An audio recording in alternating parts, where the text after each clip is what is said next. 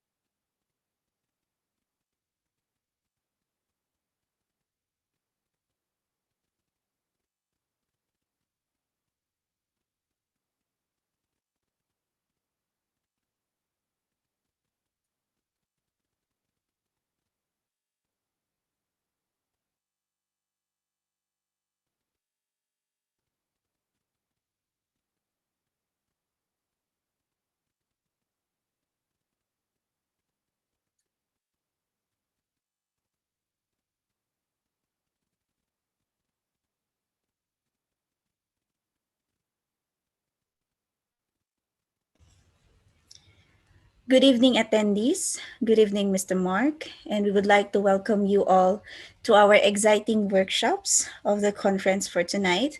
Our first workshop will be given by Mr. Mark Hollingsworth.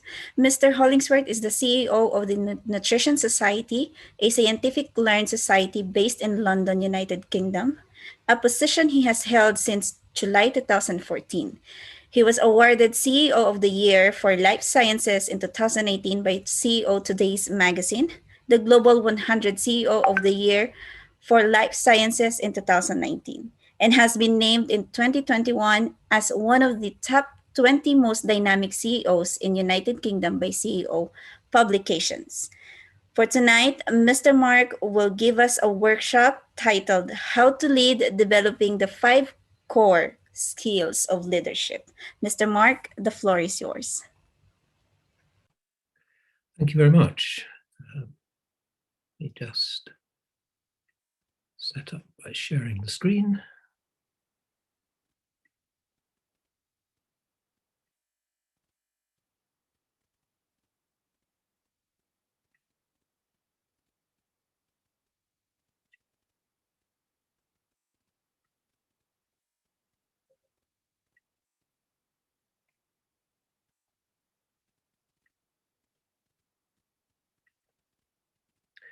And we should be off and running. Good evening, good afternoon, and good morning, I guess, depending wherever you are listening to this in the world. Thank you very much for joining me. I hope you're going to find this an instructive session. We do have quite a lot of ground to cover in a very short period of time. Firstly, may I thank Aisha and her colleagues for kindly inviting me to host this workshop this afternoon, and also for them allowing the Nutrition Society to be a sponsor, a partner in what I think has been an excellent conference this week. By way of a very quick introduction to my background in leadership, just to perhaps to give some context, I had a somewhat faltering start in the banking sector and then left that quite quickly and went to the Royal Air Force. I attended the military Air Force College at Cranwell in the United Kingdom as an officer cadet, graduated as a military officer a year later, and was very fortunate then to serve in a number of international locations. I was in Canada, I lived in Belize for some time, Germany, Holland, and of course in the United Kingdom. And there were a number of other shorter tours of duty around the world over my time. I became fascinated with the subject of leadership over that time. And I'm probably going to land up cross-referencing back to some of those experiences during this workshop, because it is very much the foundation of my leadership skills. After 16 years in the military, I left.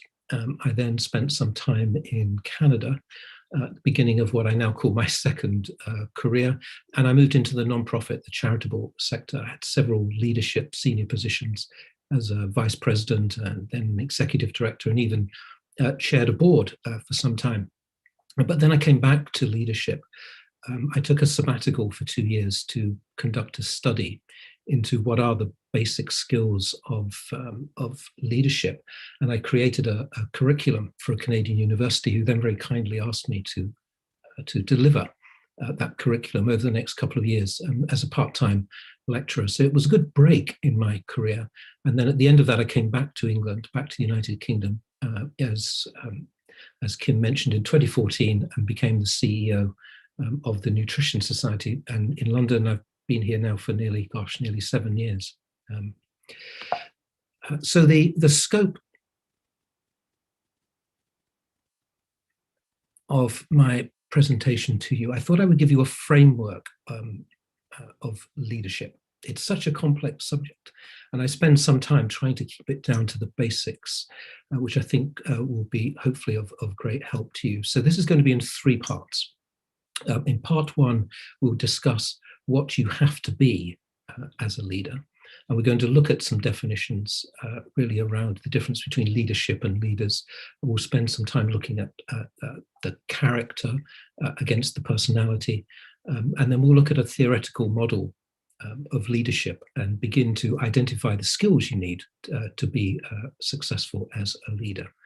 Then in part 2, we'll then look at 7 key skills that you need to function as a leader, and then move into part 3, where we'll go back to that kind of character values discussion, and we'll spend a little bit of time looking at decision making, and then get into the people piece, if I can call it that, of leadership. When we look at teams, high performing teams, managing conflict, and empowering individuals, which is very, very important in a modern sense of how you can get a lot done, and really bring on individuals.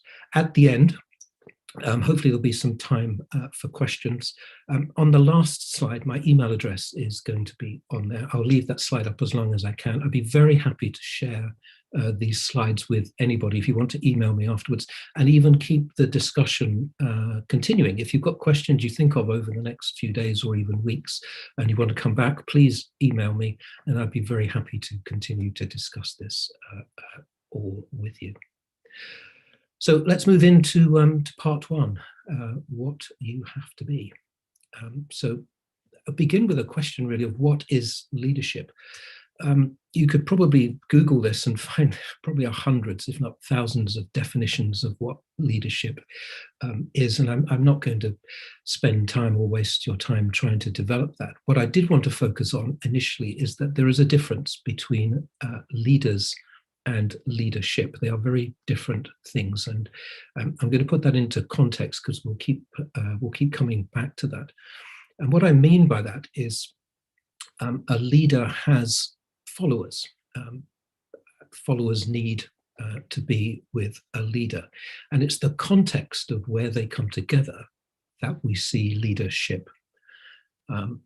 Because as a leader, perhaps the most important lesson of today, of this workshop, is leaders do not lead organizations. Leaders lead people. And it's very important to remember that this is all about people. It's the great fun of being a leader.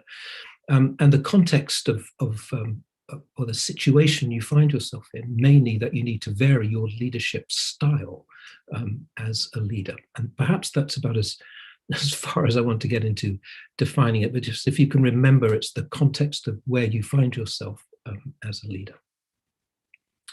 Now, leadership has changed a lot over even the 40 odd years that I've been involved in leadership. So I want to just show you where we've got to today. Now, if you look at this on the, if I can get my laser pointer going here, on the left-hand side here, this kind of very classic hierarchical model, where the leader sits at the top, and then there's a layer of people in management underneath them, and then there's other layers of management there, and there's quite a distance and a gap between the leader and the followers, this kind of very command model. And over time, that has kind of morphed into more of a team approach. And now the leader in this middle ground here is still very much at the top, and with teams kind of working probably with a leader within those teams in those kind of isolated groups there. This final diagram is perhaps much more where we now find ourselves, and it's known as team of teams. And you can see now that the teams are working together. That's the reality, this kind of cross-functional approach, with the greens working with the reds and working with the blues. And you see these teams have now split up and they're all working together in these different areas.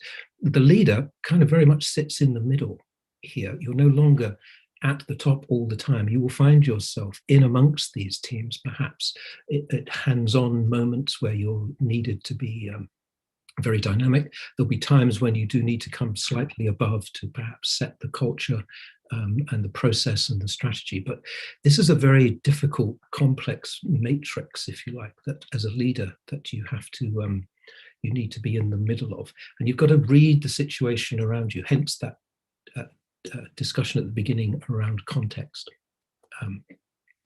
So we need to make sure that as young leaders, new leaders, you are trained to understand this team-based approach, and why this model over here, this kind of very powerful autocratic individual, doesn't work in this environment. This environment here, this team of teams, is very much about being character-based and strength of you as an individual, rather than your very perhaps dominant personality.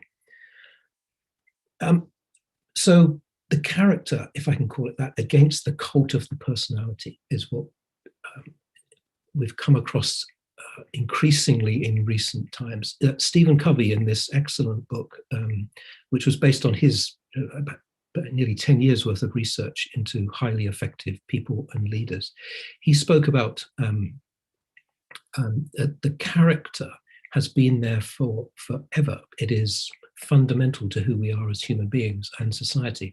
And he spoke, of course, about fairness, integrity, honesty, human dignity, service, excellence, courage, respect, responsibility, discipline. These are unarguable. They're self-evident. They are who we are as people. And these should be what we talk about when we talk about being a leader. They are really the key to being successful.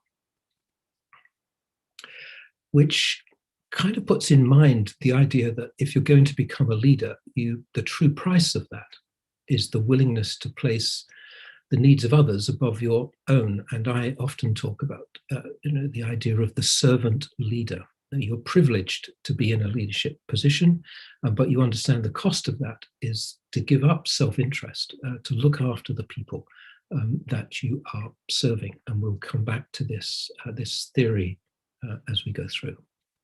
So let's move into our first model, just to begin to see what we mean by leadership in action. And this theoretical model is really quite interesting. It starts to put some meat on what it means to be in a leadership position. So at the top, if I can start up here, to be a leader, I've already mentioned, you don't lead organizations, you lead people. So there has to be a following of people. They're following you. Perhaps the best example of that is when I joined the Nutrition Society 7 years ago. I inherited a team of 11 people. They were following me probably out of curiosity more than anything else. I had been imposed upon them as their leader. What I need to do then is get those followers to voluntarily follow me, to willingly follow what I'm doing. Over time, you can do that by bringing in your own people that you've brought who understand your own values and ethics. The rest of it is just hard work of convincing people that you are worthy of following and worthy of their trust. And you do that through this third box here, which is you know the best way to get these followers, these volunteers, what they want. If you want an example of that, this is quite an interesting model to put through people that people who might be perhaps failing in their leadership or successful in their leadership, and try and move their personality around this loop. And if you wonder perhaps how President Trump was successful 5 years ago when he became president, it was probably because of this box. He was able to demonstrate to people that he knew the best way to get them what they wanted: jobs, security, a standard of living. However, when we get to this box, you've got to be effective at delivering what you said you would, what you promised you would, to keep the volunteers and followers with you and doing what you want them to do. Perhaps that's why he lost the election, because he wasn't able to deliver on his promises. But if you are effective, if you are getting people continuing to follow you as a leader, then you're going to attract new followers, and then we go round the loop again. Now, why this loop is important, because at any point, if that chain breaks, if you stop being effective at delivering, or you can't get people to voluntarily, willingly follow you, your leadership is going to fail in some shape or form. But it's also a useful model, because we can then impose on the top of it some idea around leadership skills. We can begin to build up what we're going to look at in part 2. So starting up in this, again, in this corner here, how do you get people to follow you? Well, being visionary, having a vision, being able to share that with people, getting them excited about why they should follow you and voluntarily follow you. That requires you to have communication skills. You've got to be able to explain the work that needs to be done. You've got to be able to set objectives. So you need to be able to communicate. We come down here when you start delivering the product or the task or the research in your organization, you've got to be able to plan. You've got to have those basic planning skills. Again, you've got to brief your team, communication skills. No point then in having planning running around if you're not in control of it. So you need to be able to control what's happening, but also you need to be able to evaluate the results of the plan in action. So controlling skills, evaluating skills, planning skills. You need to be able to motivate and understand motivation around individuals, to keep them with you, to keep them inspired.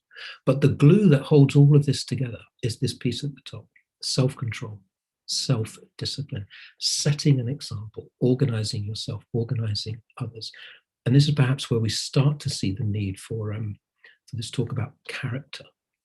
And we come back to self-discipline a little bit later on in part 2. But you can begin to see now some of the challenges around being a leader and keeping the flow. It's not something you can be a leader one day and decide not to be a leader the next day. This is a continuous process. So the last part of part 1, if you like, what you need to be, is around ethics. And I bring ethics up now because the last year has perhaps been a very interesting example where there is a lack of trust in leaders, particularly in public life. I can only speak perhaps for the United Kingdom, but a number of our leaders have been found quite wanting in the demands that have been placed upon them because of the COVID pandemic crisis. We've found leaders who are not ethical, who put their own interests first.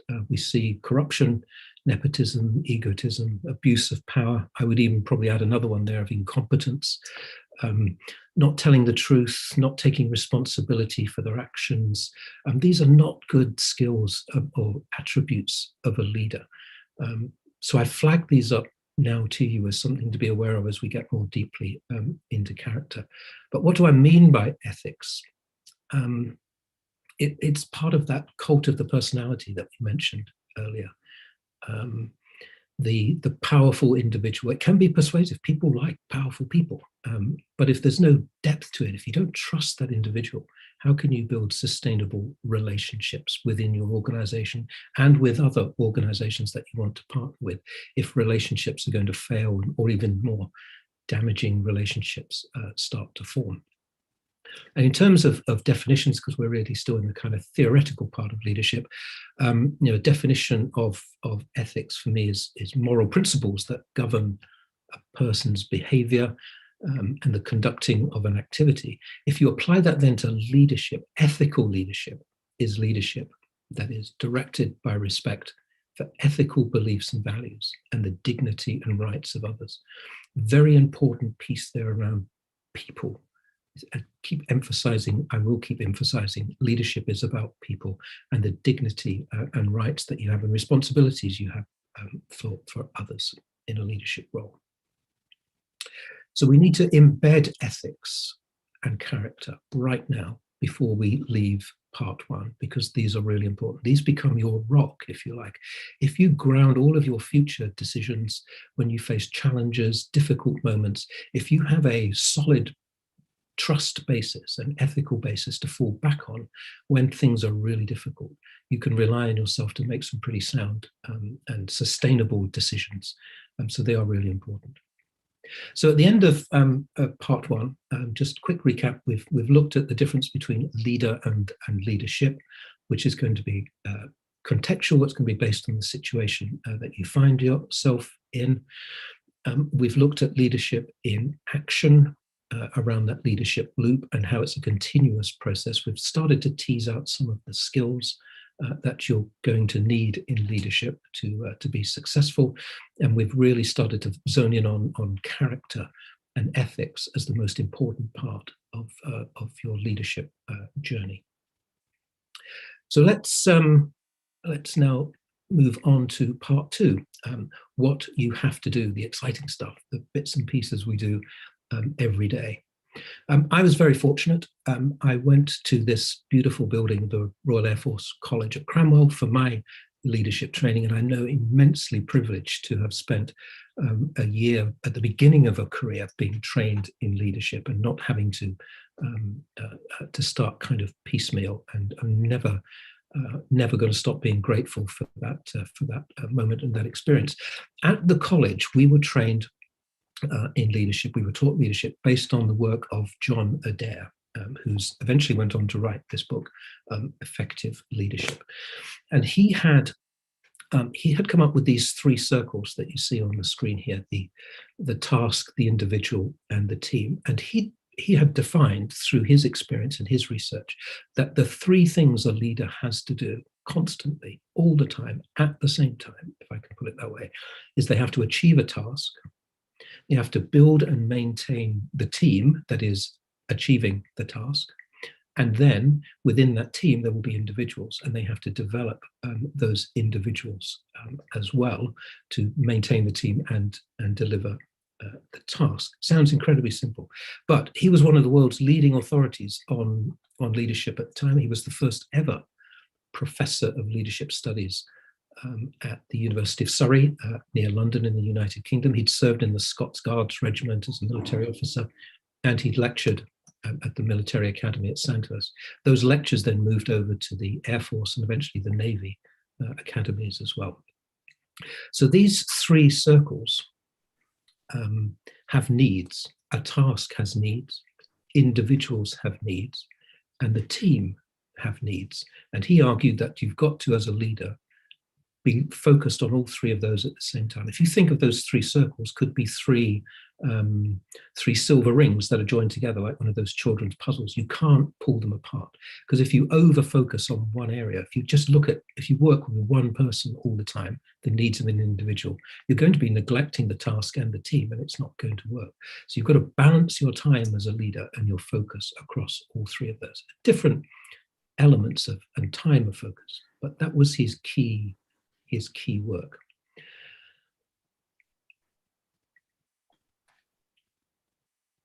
This slide probably is the slide of the day. It is the slide that sums up leadership in one graphic. We have John Adair's three circles there: the function, the activities of the leader, the task, the individual, and the team, looking after those three circles and their needs. To do that, he defined that you needed 7 skills in leadership. You need to be able to define a task and set objectives. The second one is you need to be able to plan and strategize. You need to be able to brief and communicate with your team and your individuals. You need to control what's happening around you once the plan starts working and you're achieving your aims and objectives. You need to be able to look at what's happening and evaluate as you go along, or evaluate results. You need to motivate individuals and teams. And above all, you need to set that personal example. And if you think back to that slide we were looking at earlier, many of those skills are there in that theoretical model. So theory and practice coming together quite nicely. But his groundbreaking work was to decide that embedded into delivering those 7 key skills are principles and values: fairness, integrity, honesty, dignity, service, excellence, respect for others, courage, sense of responsibility, and discipline. So what he did was really, he turned leadership theory on its head, because up to that stage, leadership was really about you were a natural born leader. It was the great person theory. It needed somebody with the right upbringing, with the right inherent skills to be a great leader. John Adair turned that on its head and said, actually, no, you can teach leadership. And in teaching, one of the most important things is you can develop an individual's character at the same time as teaching them to be an effective leader. And this turned the theorists completely around. This model then became adopted by industry. It became adopted by the public and private sectors, and it really became the cornerstone then, that no longer do we have to rely on an elite few to be leaders because of how they've been brought up. We could now train everybody. And I would say to you all who are thinking of being in leadership or in leadership but want to expand, it can be done, you can be trained, and it's one of the most exciting things you can possibly imagine once it all comes together. So let's just have a look at those 7 tasks very quickly. First one, being able to define a task, and perhaps important here, we get a commonality of language. The aim is where we're going overall as an organization, so you need to define that. An objective is a step towards achieving your aim, and there will be many, many, obviously, objectives. A task is the day-to-day work, and that's where most leaders will find themselves in. It's managing that day-to-day work. We'll come back to this in our planning.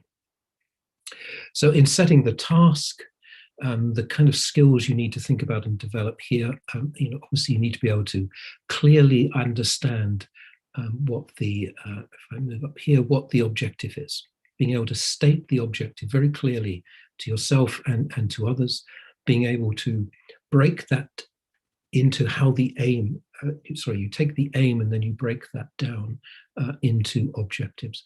A key part of motivation is people understanding these pieces by knowing the why and the what.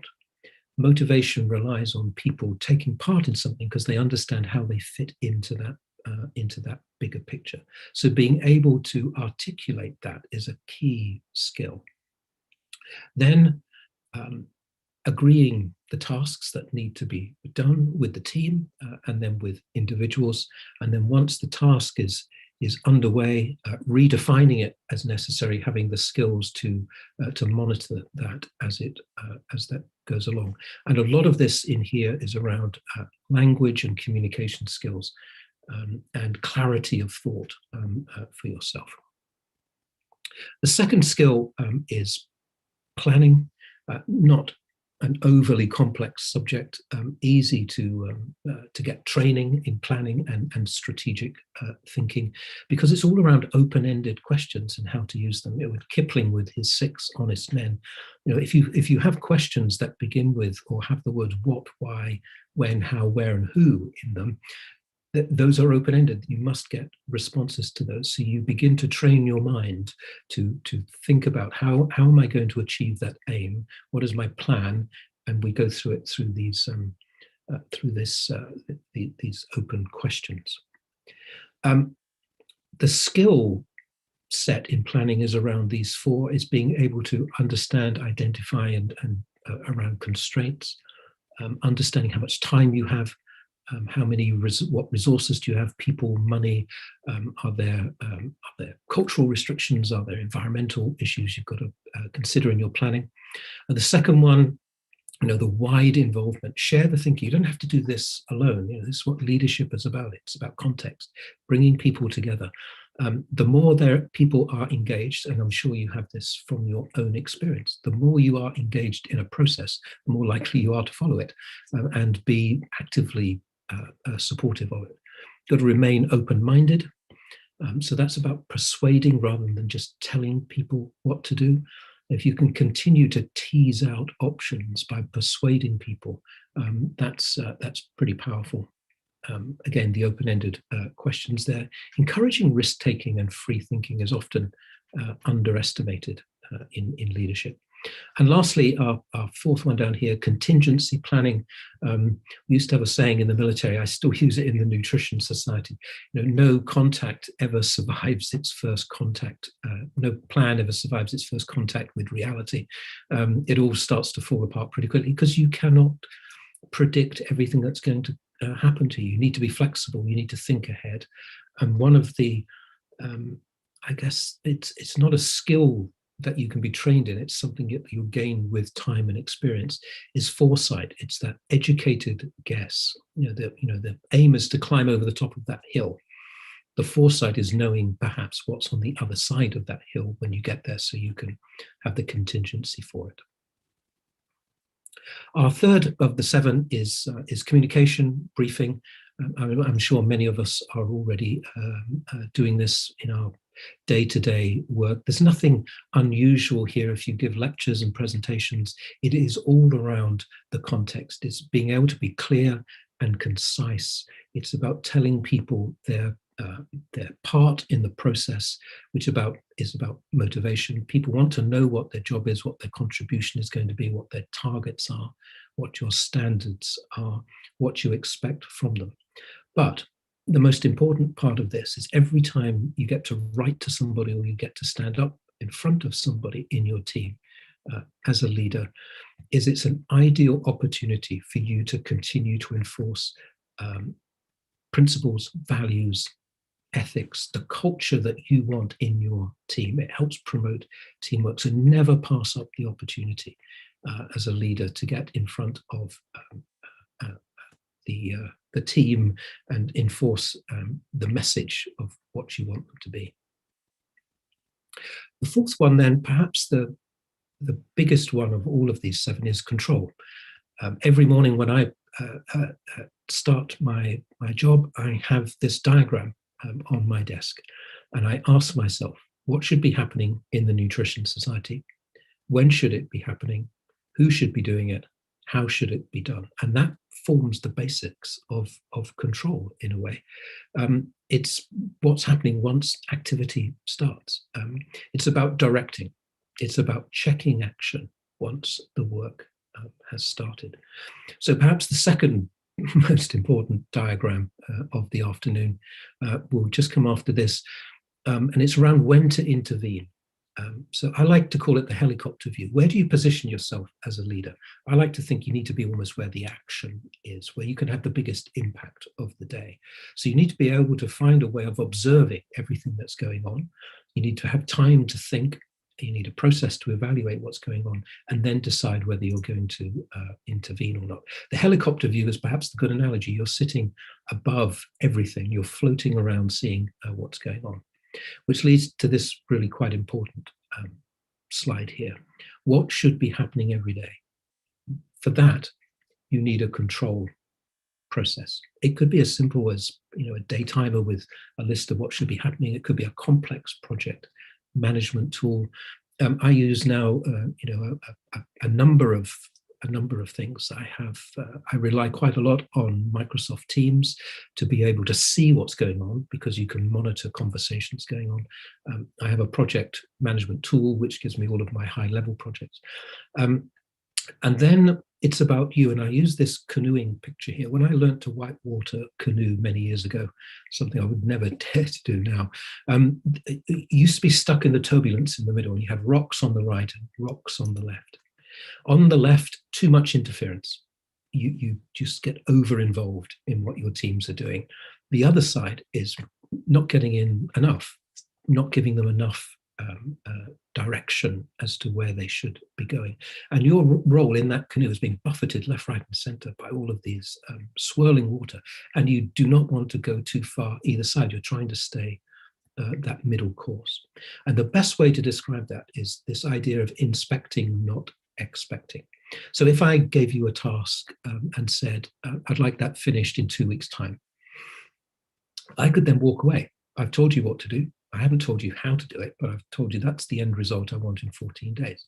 Now, do I wait 14 days and then find out on the 14th day there's a problem that I could have found out about earlier?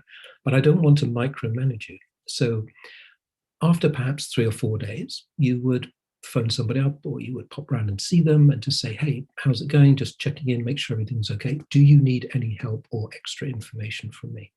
Now, the person who has done nothing for the first 4 days will start to panic and think, oh, I really need to get on with this. The person who's on top of it will probably very much appreciate that offer of support. Sometimes you could give them a day's notice. Can I pop around and see you tomorrow? I'm just curious to see how you're getting on with your project. That is not micromanagement. That is encouraging and supporting an individual. So a very, very useful concept there in control. But controlling is probably the hardest part of all of this. Leadership, the leadership skills. 5 of our 7 is evaluation. We've mentioned that a couple of times already. The kind of basic skills I've just mapped out here, being able to assess the consequences of what's going on, evaluating performance, appraising, training, judging to keep people moving and progressing.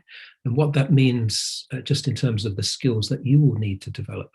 Under consequences, you're going to need judgment, problem-solving skills. You need be able to make decisions. If you're assessing team performance, this can get horribly complicated. And somebody once gave me a great piece of advice. There's only three things that can happen. A team is either going to be, the project is either going to be successful, there's going to be some limited success, or it's going to fail. There really isn't anything else. So those should be your benchmarks, and then you can work very comfortably within either ticking something off because it's completed, it's partially completed, or it's failed, and you need to evaluate it on those bases. Individuals, not quite so simple. Obviously, we want to look to build people. We want to improve their performance, build their skills, improve their behavior, their knowledge, and help them on the way, but also identify any perhaps inherent problems that you're not going to be able to solve, and have those difficult conversations with people. The sixth of our seven is motivation. This arguably could be very difficult, or it could be very easy. We're all people. We all know what gets us excited and what gets us motivated. Your role as the leader is to keep the individual and the group team together, moving in the right direction by keeping them motivated, keeping them satisfied, looking after those needs, those three circles: the needs of the team, the needs of the task, and the needs of the individual. And that's done through tangible and intangible benefits. And it's quite remarkable how many intangible benefits are bigger motivators than tangible. So a sense of recognition, an interesting job, knowing where you sit in the in the strategic plan, that you're making a contribution. These don't cost you anything, but they are hugely motivational. Salary obviously comes under a very tangible benefit, but it often doesn't rate in the top 3 or 4 most motivating issues for people. Quite interesting. But you want to create a culture here through motivation. Let people reach their own goals, their aspirations. Give them the freedom to be able to operate. Our last of the 7 is self-control. I mentioned on that early slide the leadership loop. We spoke about self-discipline here. And great quote, if you cannot control yourself, you are unlikely to be able to control other people. Now, self-discipline, you can train yourself in self-discipline. It is an imposed, that's why it's called self. It is an imposed act. The simple analogy perhaps is, if you wanted to give up a bad habit, smoking perhaps, you need to replace the action of smoking with something else. Perhaps it's every time you would have picked up a cigarette, you pick up a piece of chewing gum. And you can apply that analogy to virtually anything. I think research shows that if you have a habit you wish to change, you need to replace it with something consistently about 20 times before the brain starts to automatically change. But why do we need this? Because we need self-restraint. We need to build those strong character ethics we spoke about at the beginning. Those are really important. Developing those values through training. It's about you as the leader exemplifying what you stand for and what you want, most importantly, your teams of people to stand for. Because when we touch on empowerment quite soon, if you're going to empower somebody, you're transferring your power to them, your authority to them. So you want them to personify who you are as an individual. That's what leadership is. It's about setting the appropriate example. And you can change habits. And the more you change them, the more self-discipline you apply, you chip away at it, it gets easier and easier and easier. And I found this lovely quote from Shakespeare: refrain tonight, and that shall lend a kind of easiness to the next abstinence, the next more easy, for use almost can change the stamp of nature. So you can definitely change. So those are the 7 skills of leadership, and we'll now move on to onto our final part 3, what you need to know. And this is where we get very much into the people piece, and some of this we've touched on already, so it will begin to come into context. Starting with values, we've spoken about these a lot, but this is the fundamental point of this form of character-based leadership. They are the enablers of good leadership. Values drive your behaviors, ethics, character. You need, as a leader, to be authentic. Again, go back to the problems we've seen over the last year with COVID, where leaders who have perhaps been faking it for some time, if I can say that, real crisis comes along and they've been found out. They've been found wanting. You need to be who you are, be comfortable with who you are, and have strong values and ethics behind you. And that means acting responsibly at all time. That means accepting responsibility as well. You can delegate as much as you like, but ultimately you will still be responsible for the task and the outcome and for the organization. And you need to be able to accept the high pressure, the risk that comes with that. That means you will undoubtedly start to ruthlessly pursue excellence. Nothing wrong with that. And you want to embed that within your team because you want to be the best. But that brings us on to an interesting concept called Followship. And that introduces us to teams. So it's a strange word, but let me explain what that means. It means that within your team, I mentioned being the servant leader. There's a popular saying in some leadership theory at the moment, and it came from the military. In the military, we used to say officers eat last. So your function, you would not eat your meal at the end of the day until you made sure that everybody under your responsibility in your command had got a meal, they were looked after, they got their first aid, they've got their bedding. Then you would go and look after yourself. The idea of that is that your followers will eventually look after you because you're following them, you're serving them, you're looking after them. And that builds loyalty. And everybody lands up protecting each other. And you start to build this really robust, really strong team. But that requires everybody in the team, led by you, because remember, you set the example. You've got to be challenging. You've got to challenge people, but at the same time, you've got to encourage them. And you've got to look to them to challenge you as a leader. And you've got to look to them to encourage you to aspire to high standards.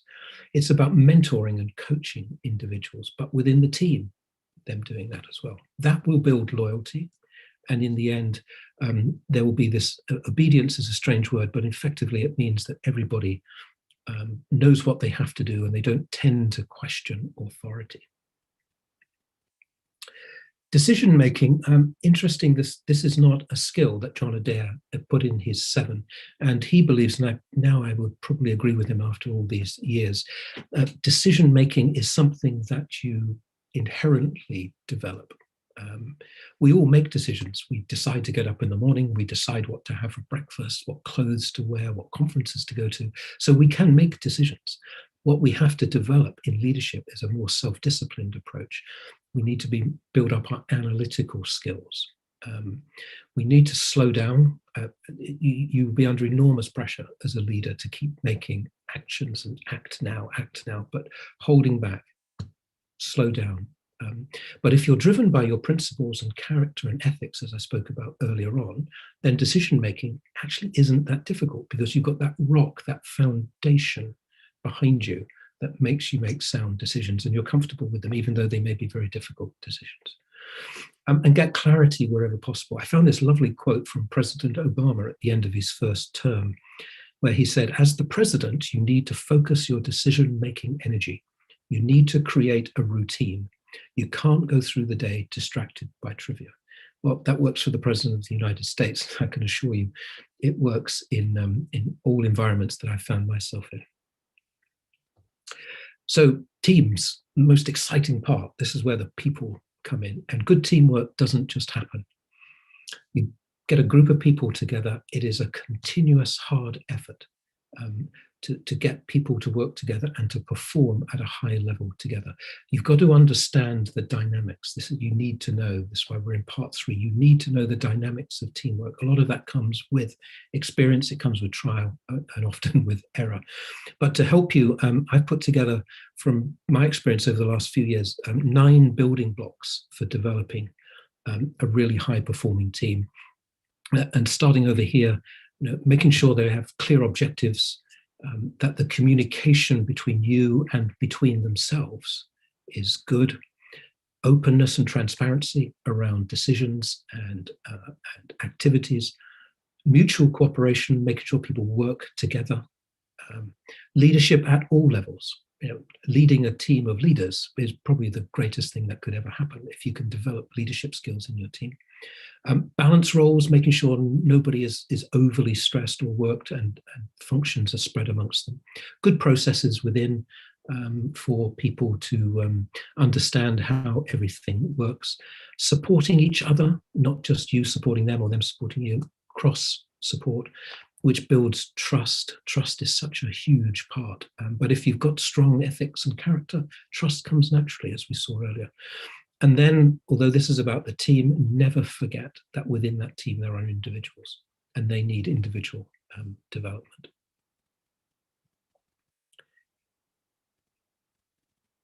Snapshot then of what that means on a day-to-day basis. I like the top one, eyes on, hands off. That's that kind of keep an eye on things, but stand back from your teams, let them develop. Become that crafter of culture. That's your role.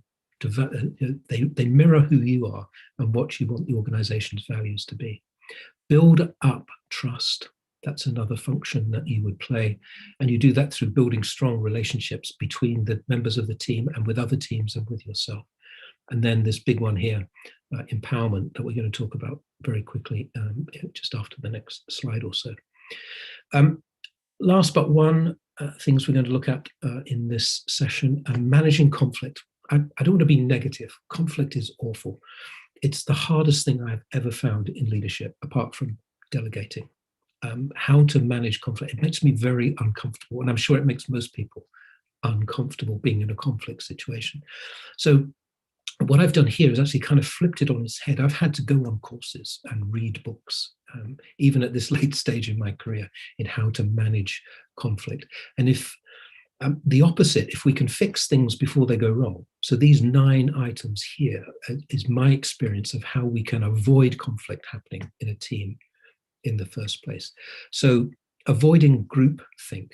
So very important that we don't get carried away with who we are and we continue to challenge each other. Creative abrasion.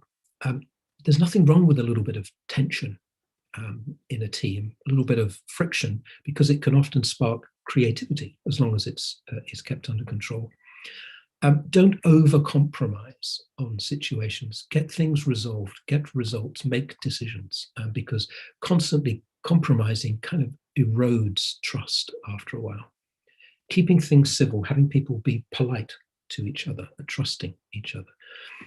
Don't let people sweat the small stuff, as they say. Little niggly issues, stamp them out, get rid of them. Keep people with their eyes on the prize. What is the big aim here? Keep bringing the team back to looking at the big picture. What are we really here to achieve?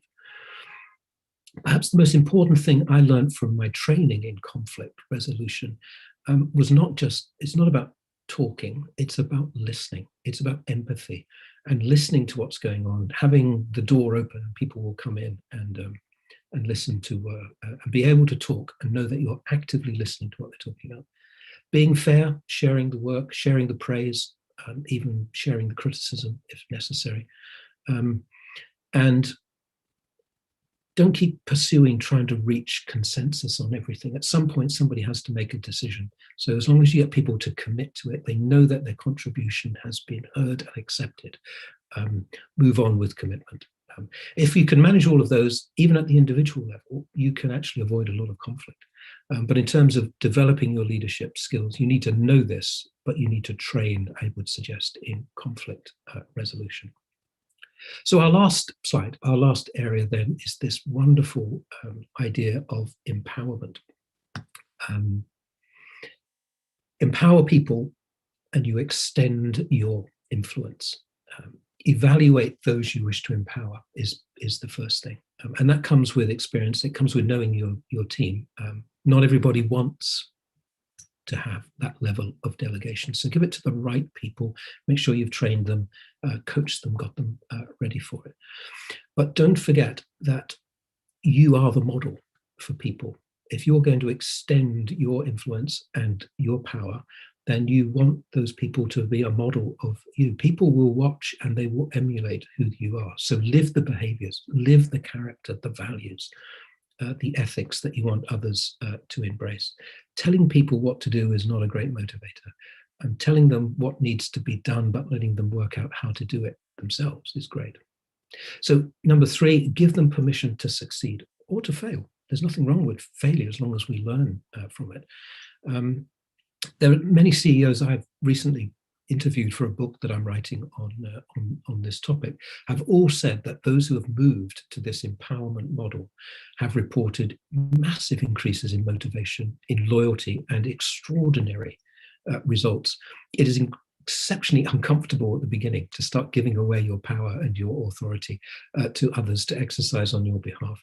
But gosh, if you do it right, it's like a force multiplier. It brings extraordinary results. And the last one is, transfer your authority. There's a saying, sharing your workload is delegation, and we do a lot of that. Sharing your power is empowerment. So you need to give people the authority to make decisions when you delegate to them. You need to let them make their own way. Don't micromanage. Remember the canoeing analogy, we're trying to stay away from those two extremes. You're there to support, you're there to create the culture, you're there to train, mentor, coach, but we want to build individuals. We want to build enormous capacity in our high-performing teams. I guess our ultimate aim in empowerment is to release people to make good decisions and succeed on their own. What greater goal could there be in life than that? But you've got to do the heavy lifting first. You've got to create this culture that we started this session talking about around character and ethical behavior. And I put there, sharing workload is delegation, but sharing your power is empowerment. A great message to finish with. So I'll quickly summarize, and then we've got a few minutes for questions if there are any. We started in part 1, what you need to be, and we spoke about character. We spoke about the difference between leaders and leadership and the context you'll find yourself in, and the need to be situationally aware and adapt to what's going on around you. We discussed not being driven by this cult of personality, the big individual. And then we looked at that conceptual model, the leadership loop, and then teased out of that some of those early thoughts on leadership skills. Part 2, what you need to do, the exciting stuff, those 7 functional skills of leadership around the aim and planning, communicating, motivating, evaluating, and that really important one around self-discipline, around setting the standard.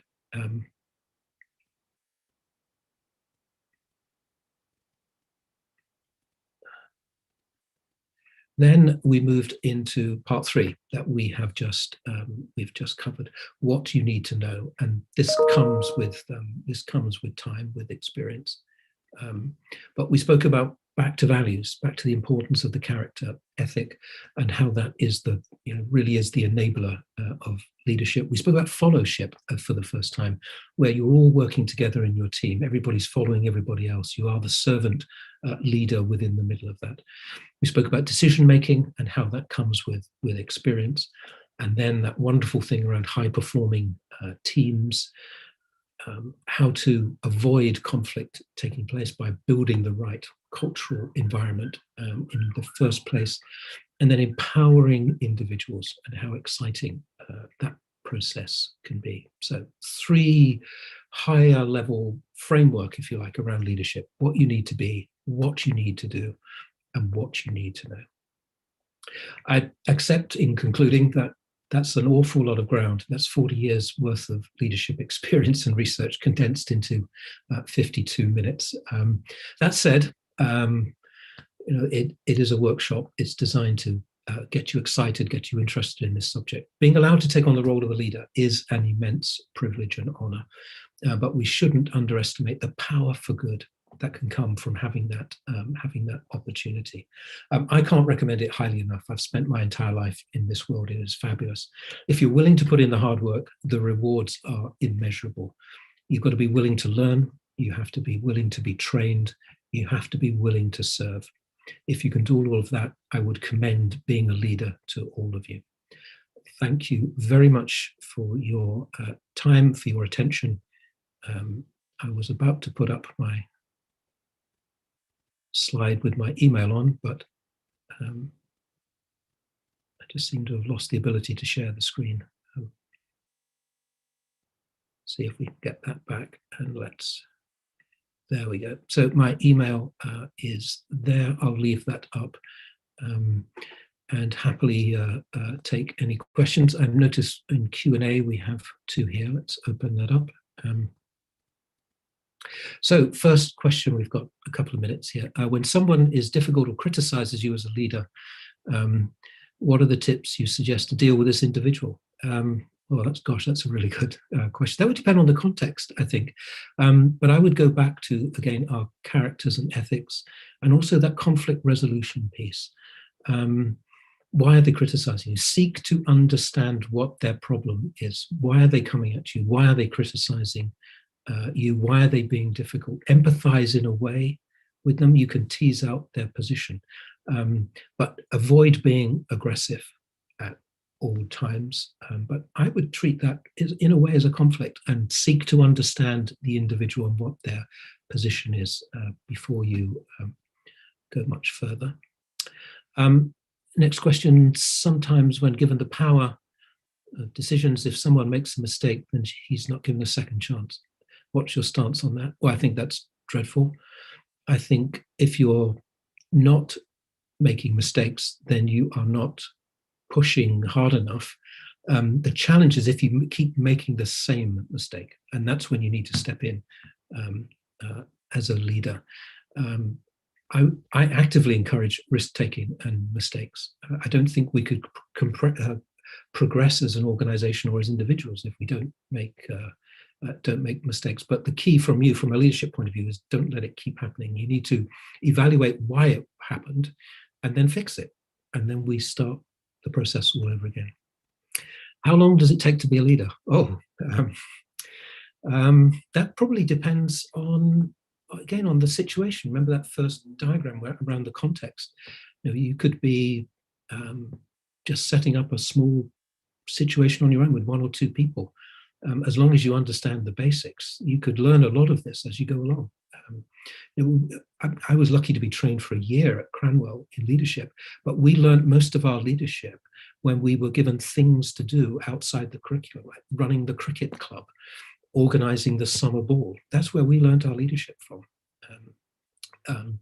I don't think you can ever stop learning to be a leader. That's my lesson, I think, of the past 40 years. I am still learning. On my desk here, I have, you can see that, my latest book that I'm reading on leaders. You never stop learning. I would say if you've got the determination, you could grasp the basics very, very quickly and be up and running. And probably still got a couple of minutes. How would you deal with serious conflicts between your staff where you need to choose between one of them?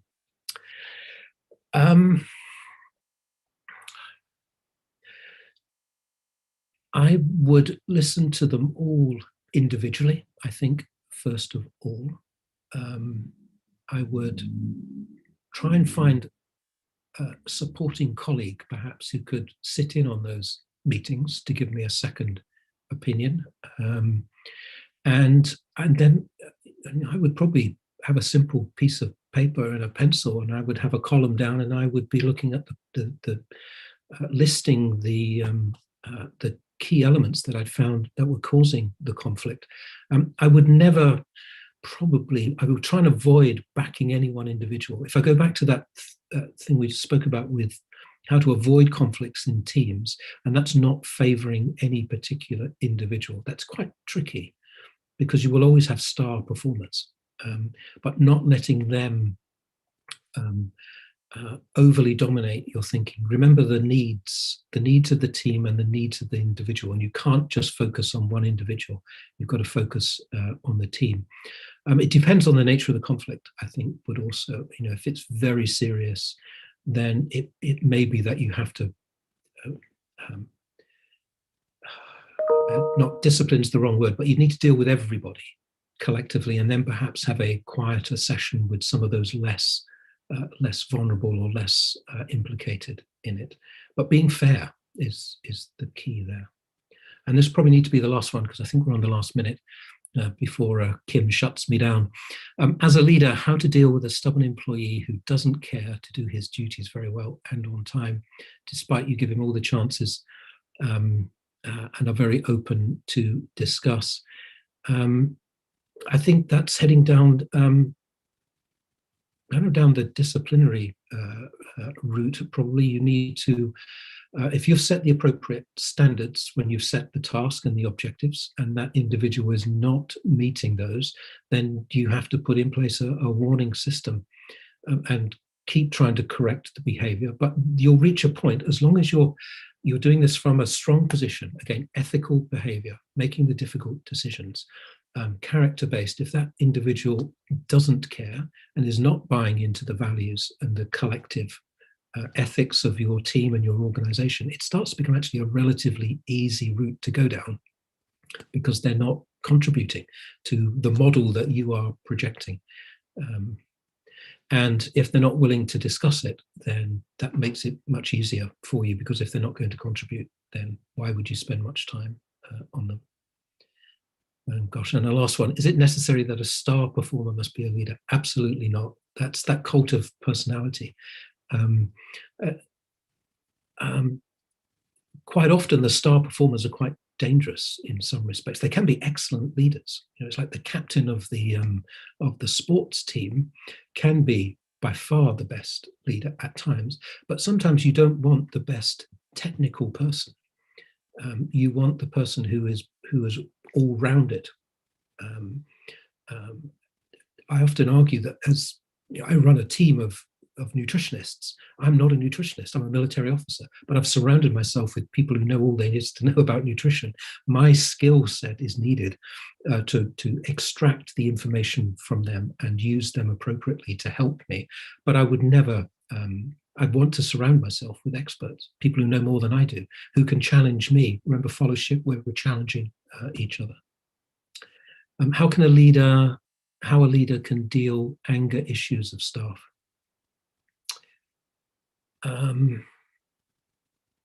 We're probably back to, can you see how often the issue of your character and ethics comes up in here? Bad behavior is the biggest problem we have with human beings, and being patient and enforcing values and principles and standing by them and making difficult decisions based on them. If somebody is consistently angry and that is not a value that you share and is not a value that your team shares, then that there has to be a way out of that. Unpleasant though that may be, but if you're basing that decision based on sound ethics, then you can't go wrong.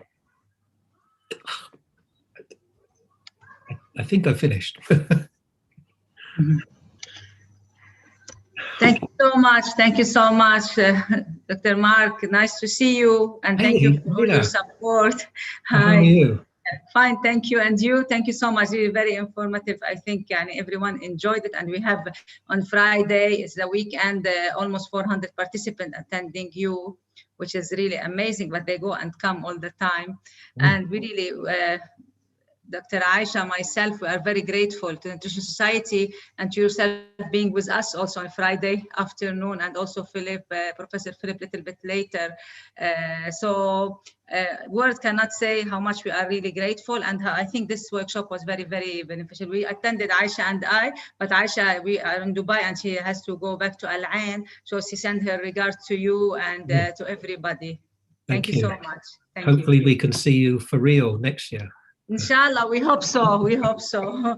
We hope it will disappear. But the conference was very successful. We feel, even though being online, having like interactive, like speaking and talking, and we get excellent feedback from all the audience. We are very pleased with it.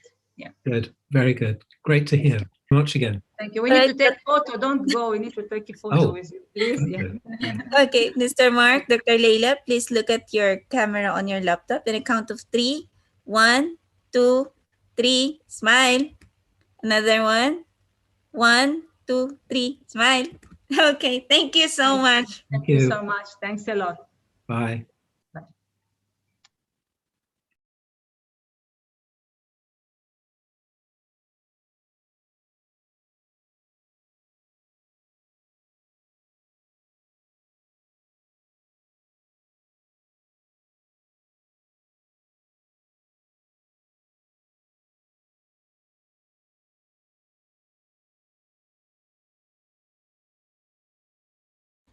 All right, attendees, please stay tuned as we still have one more workshop with us given by Professor Philip Calder.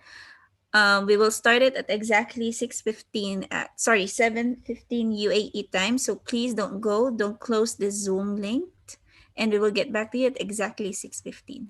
Thank you.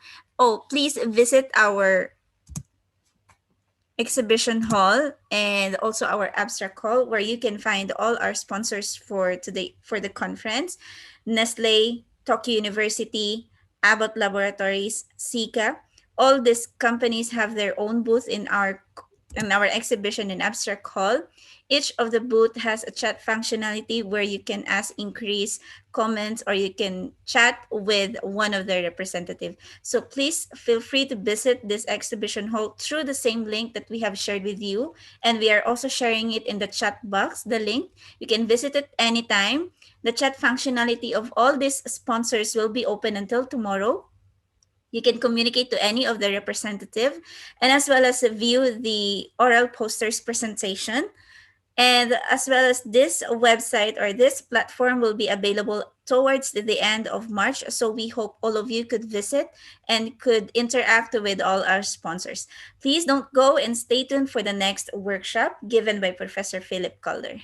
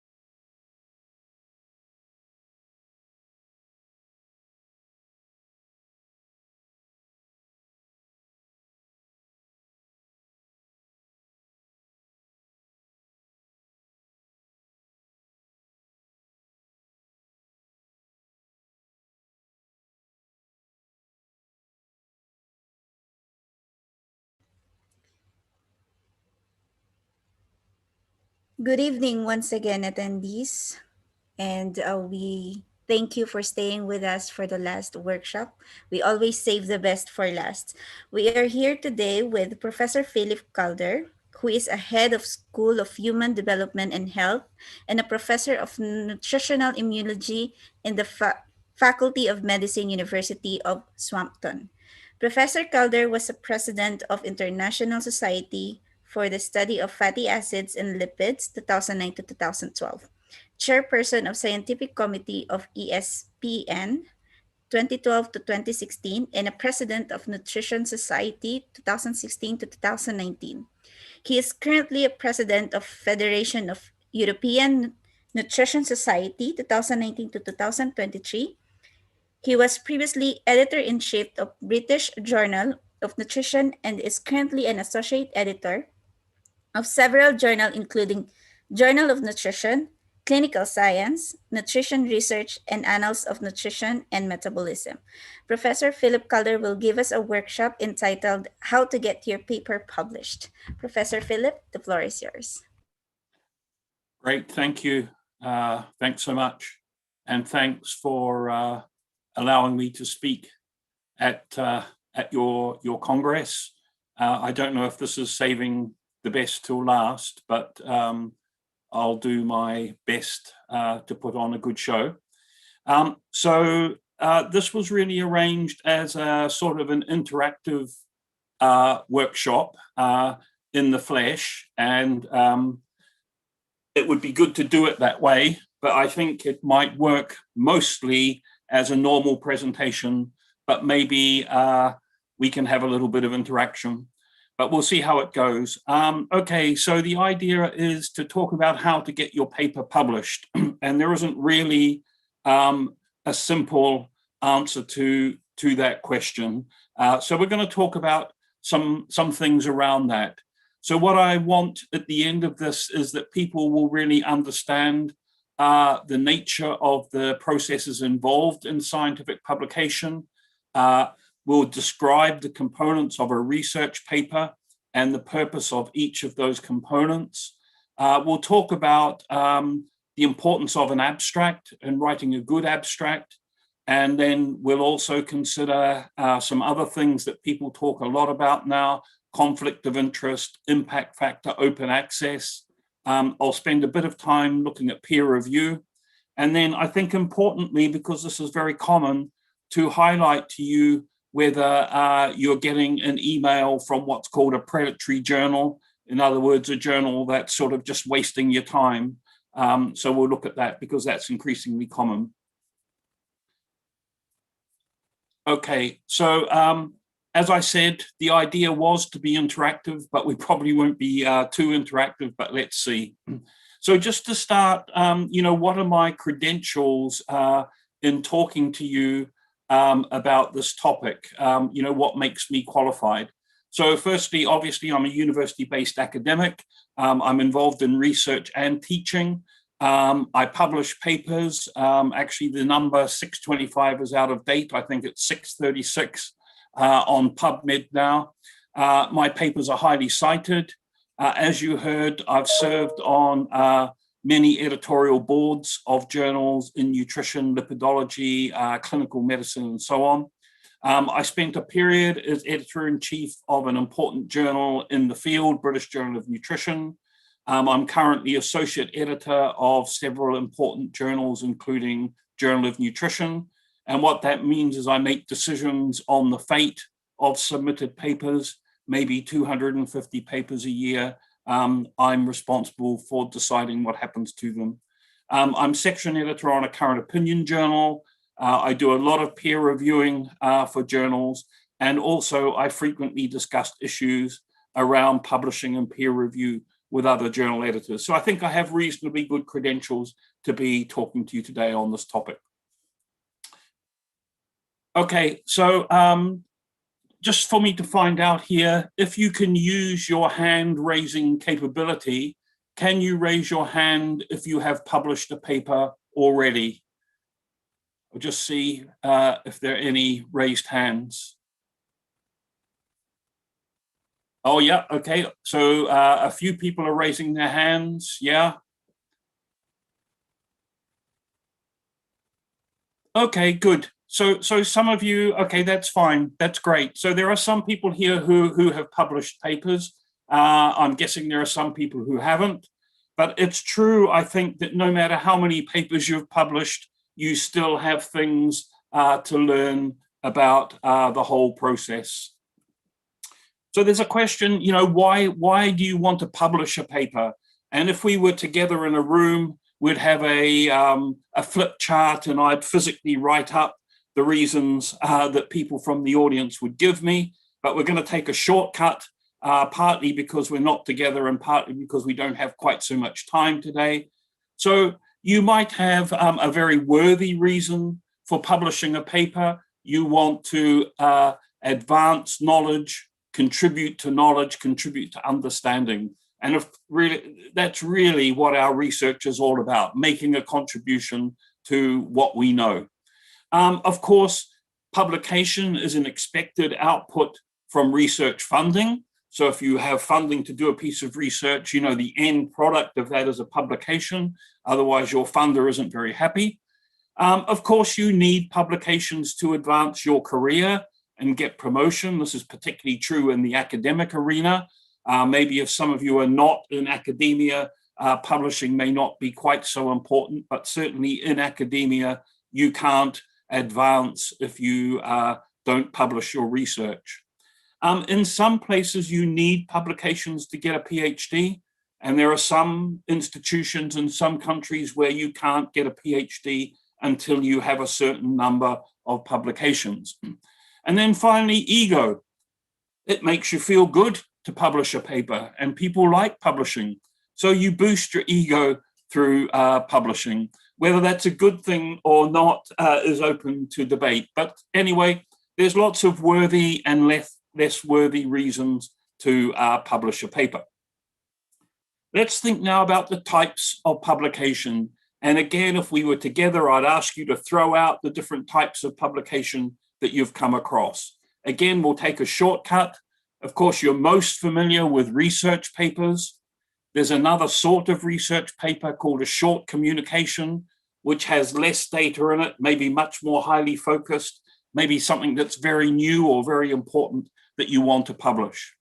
You'll also be familiar with review articles, that is narrative review articles, where someone is trying to present a topic to you and maybe convince you of a point of view around the topic. Then you have a systematic review. You may be familiar with that. That's where somebody sets the rules around the papers they would include in their review, and they try to put all of that literature around a similar research question together to try to answer the question using the full evidence base. So a narrative review and a systematic review are a little bit different from one another, because a systematic review always has rules around the papers that are included, and it involves a literature search, a full literature search. A narrative review doesn't have those rules and doesn't necessarily involve a full literature search. It may actually present a biased view of the literature. Nevertheless, narrative reviews, I think, are really important because you learn a lot about a research area from a narrative review that you may not get from a systematic review. Meta-analysis is a statistical analysis of the evidence base based upon a systematic review. So it's trying to gather all the evidence around a question together and come up with a statistical answer to the question. There are other forms of publication, like a case report about a particular patient or type of patient or condition, a commentary and an editorial. These might be comments on published papers. They might be other articles of general interest, something that's very timely. You can have a letter to the editor where someone wants to write to the journal and make a point. Often this will be about a paper which has been published in the journal, for example. Like, you know, I disagree with the way, with the interpretation of the data in that paper. I think the authors have got it wrong, and so on. Then, of course, there are book chapters. There are abstracts published from meetings. and there are guidelines, clinical guidelines, dietary recommendations, and so on. So there's all sorts of publications out there. We're going to focus today just on the research papers. So what are the components of a research paper? So you will have all read research papers, so you sort of know the components, but we'll just list them. So you have a title, you have keywords, you have an abstract, an introduction, materials and methods, results, discussion. Then you have all the stuff at the end, the acknowledgements, the author's contributions, the conflict of interest statement, maybe a funding statement, and the references. And we're going to go through each of these parts one by one and think about why they're there and why they're important. So the first thing is the title. Why is the title of a paper important? And the answer, I think, is simple. Most people, when searching the literature, are using a search engine like PubMed or Web of Science. They put in some keywords, and that brings up tens, hundreds, thousands of papers. And you have to look through that list of papers to find the one or the ones that are relevant to you. So the title is very important because you have to be conveying to the reader what your paper is about, because they need to be able to recognize that in the title. That's the first thing, recognition. The second thing is the title is actually the advertisement for your paper. It's the thing that's going to attract people to read your paper. So the title has to be something that's attractive. It makes people want to look further. It makes them want to download your paper and look at it, okay? So this is an example or two examples actually from my own papers. These are old papers, and these are titles which actually are not very good, okay? And if I was to write these papers today, these are not the titles I would use. So the first one is Effects of Dietary Lipid Manipulation on Inflammatory Mediator Production by Murine Macrophages. So this doesn't really make a statement. What are the effects? What are the dietary lipids? What are the actual things we're looking at here? This is a slightly better one. Dietary lipids modify the cytokine response to blah, blah, blah, blah, blah. So dietary lipids do something to this outcome. That's a little bit more attractive. Let's look at some more. The top one, again, is not a very good title. It's just about an effect. What is the effect? We know this is a study about fish oil. It's about neutrophils, which are white blood cells, their lipids, and their function. Tells us something, but this isn't very exciting. The next one, I think, is a little bit better. Encapsulated fish oil enriched with alpha tocopherol alters fatty acid composition, but not function. So this is telling us what the exposure is, what things change, and what things don't change. That's a bit more interesting, I think. And then this last one here is from quite a recent paper. Plasma oxylipins respond in a dose-response manner with increased intake of EPA and DHA, results from a randomized controlled trial in healthy humans. So this is actually telling us something. The outcome is plasma oxylipins. There's a dose-response relationship that's linear. It involves exposure to EPA and DHA. So we've got exposure, we've got outcome, and we've got the relationship. And we know this is from a randomized controlled trial and it's in healthy people.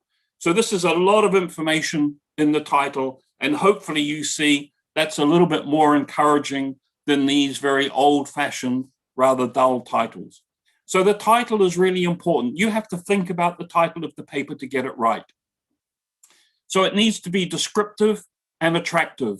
This is important for peer reviewers because if someone is asked to review your paper, if the title is more interesting, they're more likely to say, yes, I'll do that. And it's important for readers once published because it's a hook that can draw the reader into your paper. Next is keywords. Keywords, usually you have to have about 5 keywords.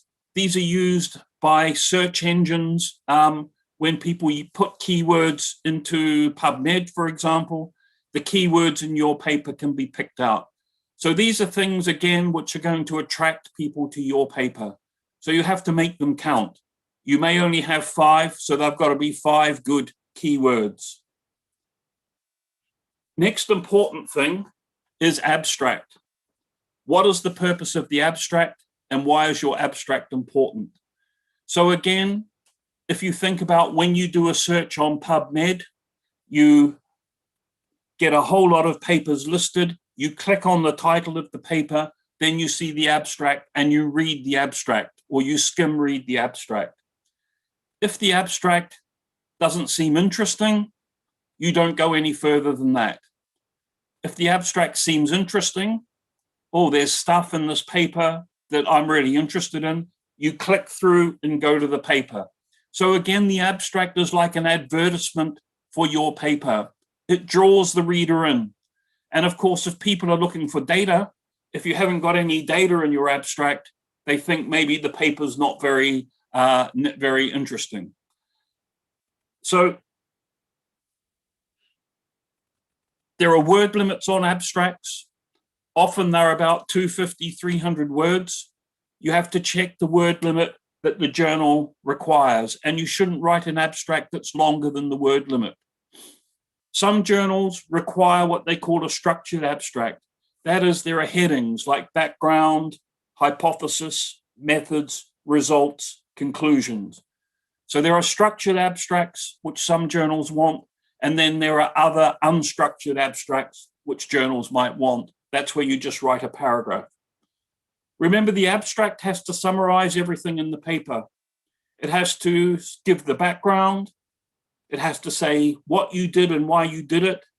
Has to say something about your methods, has to say something about your results, and it has to have a conclusion. So it has to summarize everything just in a few hundred words. This can be really hard to get right, and this deserves a lot of attention because, again, the abstract is used when people make decisions about your paper. So if you have a really poor abstract, it may be that impacts on how a journal perceives your whole paper. So a poor abstract could signal a poor paper. Then, of course, once published, as I mentioned, the abstract is what's used to pull readers in to your paper. This is an example of a structured abstract. Actually, it's from one of our papers.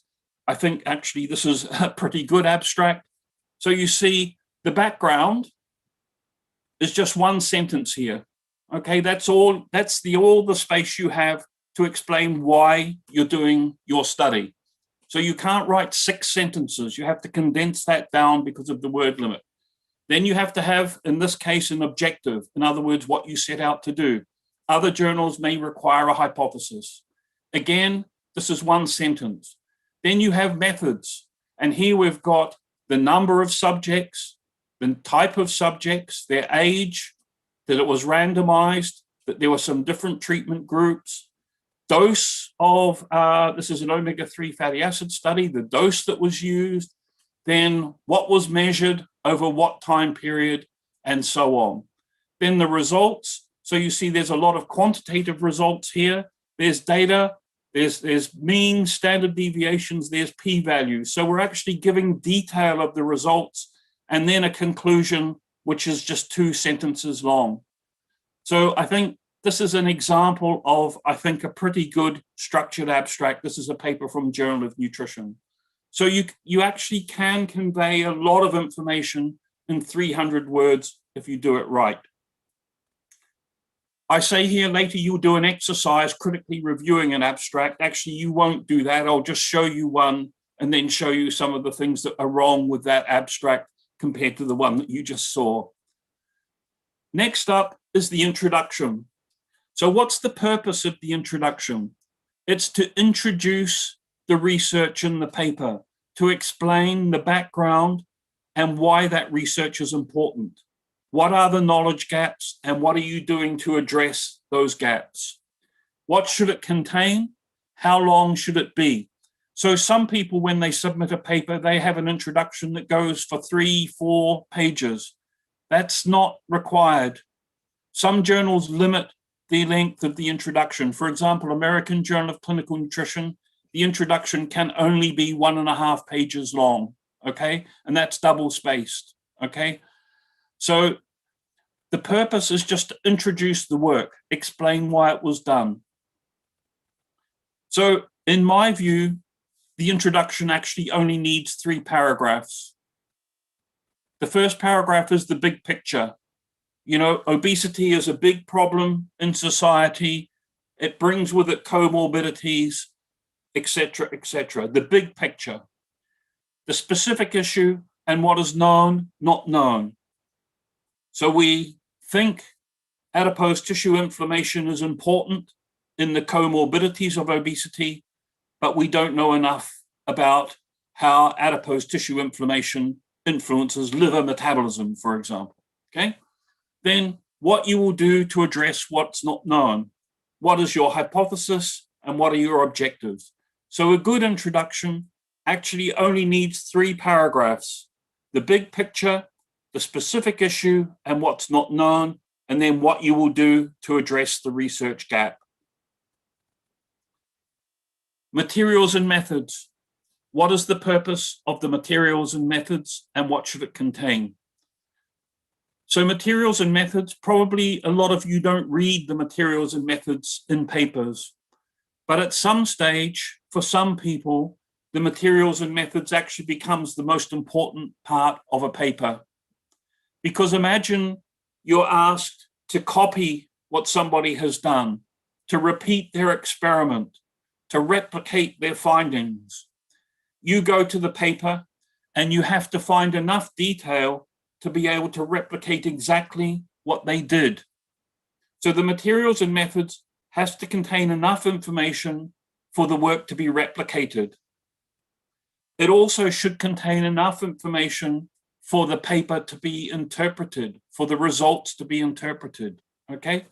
So you can't interpret the results unless you know the methods, okay? So you have to know things about dosing, timing, the analytical methods, the statistical approaches, all of those things to interpret properly.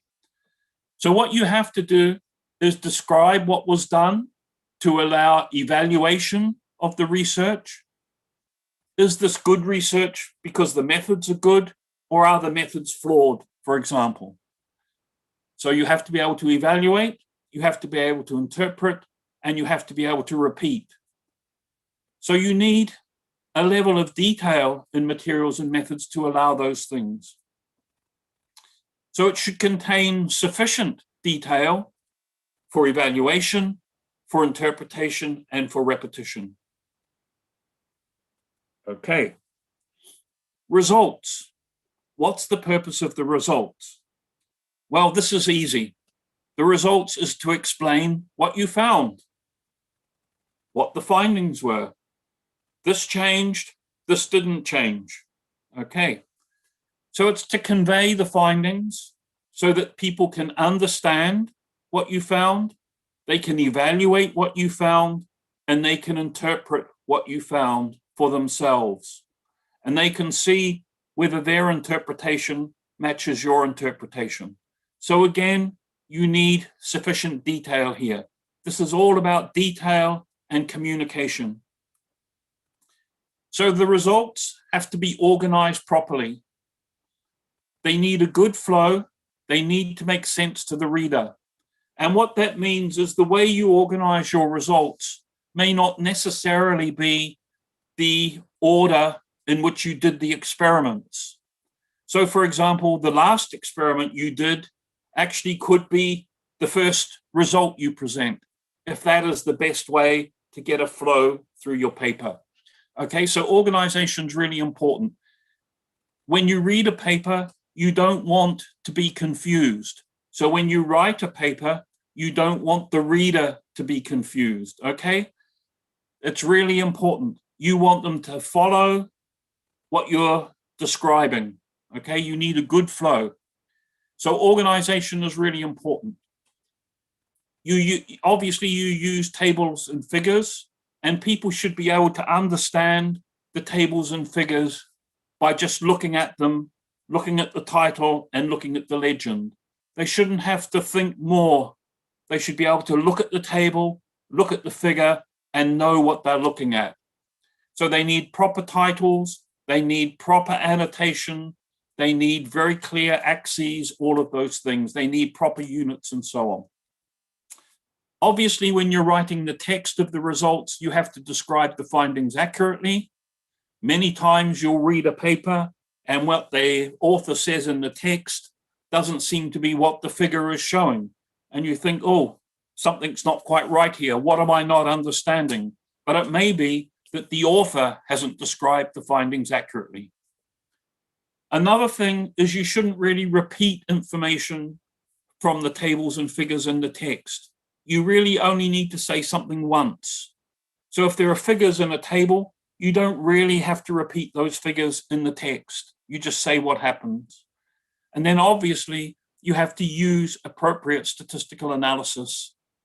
And that's one of the big issues, the wrong stats. Okay, so again, this is a table, a results table from one of my papers. Actually, it's the same paper that you saw the abstract from before. So it's got a title here, which hopefully is descriptive. It's got the different treatment groups. It's got the numbers here. This is what the numbers are. Each of them's got a unit, and then it's got a legend underneath that explains all the things that need to be explained. So again, this is a clear thing where someone should be able to look at this table, and so long as they've got a vague idea what the paper is about, they should be able to understand this table. These are the groups. This is the sample size. These are the outcomes on the left here with the units. These are the statistical findings, and so on. This is a figure from that table. And again, you see the same thing, a clear title, changes from baseline in blah, blah, blah, a description of some of the things, what the values are, and then very clear figures with the symbols clearly shown, the statistics clearly shown, different types of lines, all of those things, labels nicely shown on the axes and so on.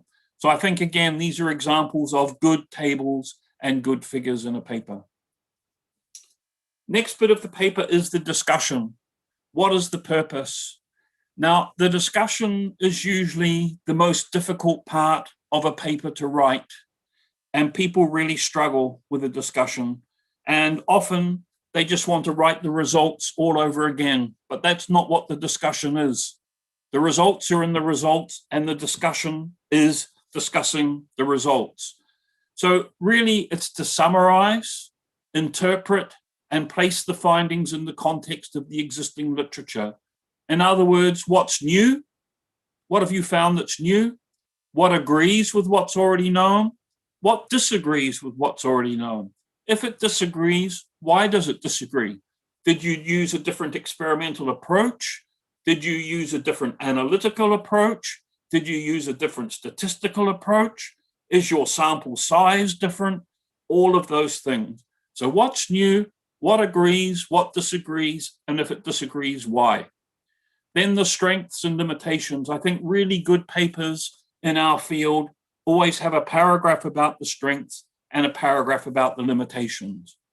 Now, of course, it's good if you have more strengths than limitations, but it is also good if you do be honest and give some of the limitations, because no paper, no study is perfect. Then you should have a conclusion. The conclusion is from your study. What do you actually conclude? Okay? You don't introduce new results or new ideas in the conclusion. People often want to do that. They start writing the conclusion and then they throw up something brand new that's never been mentioned before. Be focused, stick to what you're supposed to be doing. Okay, that's good. So now that's all the really meaty parts of a paper, a research paper. Then you have all this stuff at the end. Turns out that's quite important nowadays. Maybe in the past it wasn't so important, but it's considered to be really important now. So the first is the acknowledgements. And the purpose of the acknowledgements is to thank people who are not authors, but who have made a genuine contribution to the work. So, for example, it could be the nurses who took blood from your volunteers. It could be a technician who analyzed samples in the lab. It could be someone who gave you advice on statistics. So they've made a genuine contribution to the research, but they're not authors on the paper, okay? So That's what the acknowledgements is about. Authors' contributions. A lot of journals require authors' contributions now. This is a relatively new thing. And the purpose is actually just to know, what did each person who's named on a paper do to deserve to be on the paper? Okay. Did they design the study? Did they carry out the research? Did they do laboratory analysis? Did they do statistical analysis? Did they draft the paper? Did they comment on the paper? All of those sorts of things. Okay, so it's quite interesting looking at the contribution section of a paper. So you have to think about that. What did each person do? Then the next thing is conflict of interest statement. And this is quite tricky. And we'll come back to that, I think, in a couple of slides' time. So there are some things to be careful about when writing your paper. And if you're careful about these things, the chances of your paper being accepted are increased. So authorship, we'll talk about shortly. And authorship is really important. Ethics. Anything you do has to be ethically approved. If you do animal research, you have to have ethical approval. If you do human research, you have to have ethical approval. And you have to write that in your paper, okay? Clinical trial registration. So if you do a trial in humans, you should register that trial on a clinical trial registration site. And some journals will not even look at your paper if it hasn't been registered on a site, okay? And nowadays you have to register trials before you start them, okay? You used to be able to register them after you'd started them or even when they were finished. But now you should register trials before you start, okay? And a journal like American Journal of Clinical Nutrition, if you haven't registered your trial before you started, they won't look at your paper.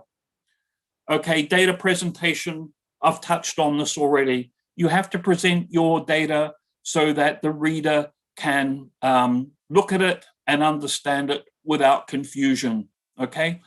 You have to decide, is it better to present my data in a table or in a figure? Okay, what's the best way to show this data? Statistical analysis and its description are really important. And many, many papers are rejected because the journal thinks the statistical analysis is not appropriate. So the statistics is actually one of the most important parts of your research approach, okay? Everything else can be perfect, but if the stats is no good, you will, your paper may not get anywhere. Okay, then there's the fine line between interpreting your findings and speculating. Some journals allow more speculation, some allow less. So you shouldn't really go too far. Referencing is important. You have to have appropriate references, and obviously the format of the references has to be correct, okay? If you want to use a reference, make sure it actually is saying what you think it's saying. Your reference is there to support a statement you make in the paper and to enable the reader to find more information. So the reference has to be the right one. You might actually have a better paper to reference than the one that first comes to mind. Acknowledgements we talked about, and conflict of interest we'll come back to. So there's an important question about who can be an author. There are actually rules for authorship, so there shouldn't really be any doubt. So an author is someone who makes a substantial contribution to the research. That could be to the concept and design, to acquiring the data, to its analysis. That could be laboratory analysis or statistical analysis, and to the interpretation. So you could have somebody who helps you understand the data. They weren't involved in the design, in doing the work, or in the analysis. But if they help you interpret the data, they're perfectly entitled to be an author if that's what you decide. An author could be someone who plays a role in drafting the article or in revising it, making intellectual input. So you may have somebody who has nothing to do with the study at all, and you give them the manuscript and you say, can you take a look at this? And they come back and they give you wonderful ideas on how to improve the manuscript. They're entitled to be an author if that's something that you're both happy with, okay? So authors don't have to be involved from the beginning. They can come in late, so long as they're making a contribution late. All authors should approve the final version of the paper, okay? That's important as well. What about order of the author's names? There aren't really any rules here. Typically, the first author is the person who's done the most work on the paper, okay? So the first author is the person who's made the greatest contribution. And of course, being first author is wonderful because the paper is forever known by that author's name. So for example, Smith et al., Jones et al., okay? So being first author has some prestige to it. The last author is usually the senior author. So I think on a paper, the positions of most importance are the first and the last, okay? And all the other authors are somewhere in between. And you have to sort out the order of those names. Sometimes the person who made the second biggest contribution will be the second author, for example. Sometimes people like alphabetical order. You have the first and last, and everyone else is alphabetical. It's very good to sort this out early on to stop fights later on in the process. Okay, I mentioned a couple of times conflicts of interest. This is really important these days. So a conflict of interest is where an author or a reviewer or an editor has some sort of interest that isn't clear and may influence something in the paper. It could be the content of the paper, or it could be judging the quality of the paper. Okay, the interest could be personal, commercial, political, academic, or financial. So for example, an author from a company may have a financial interest in what's in that paper. So that is a conflict for that person. It doesn't mean they can't be an author, but they have to declare their conflict, that they are an employee of a particular company. You might be a consultant or an advisor to a food company, for example, or a supplements company. No one would know about that unless you declared it, but that could be clouding your judgment. So the way to make sure that you take care of that is to declare that conflict.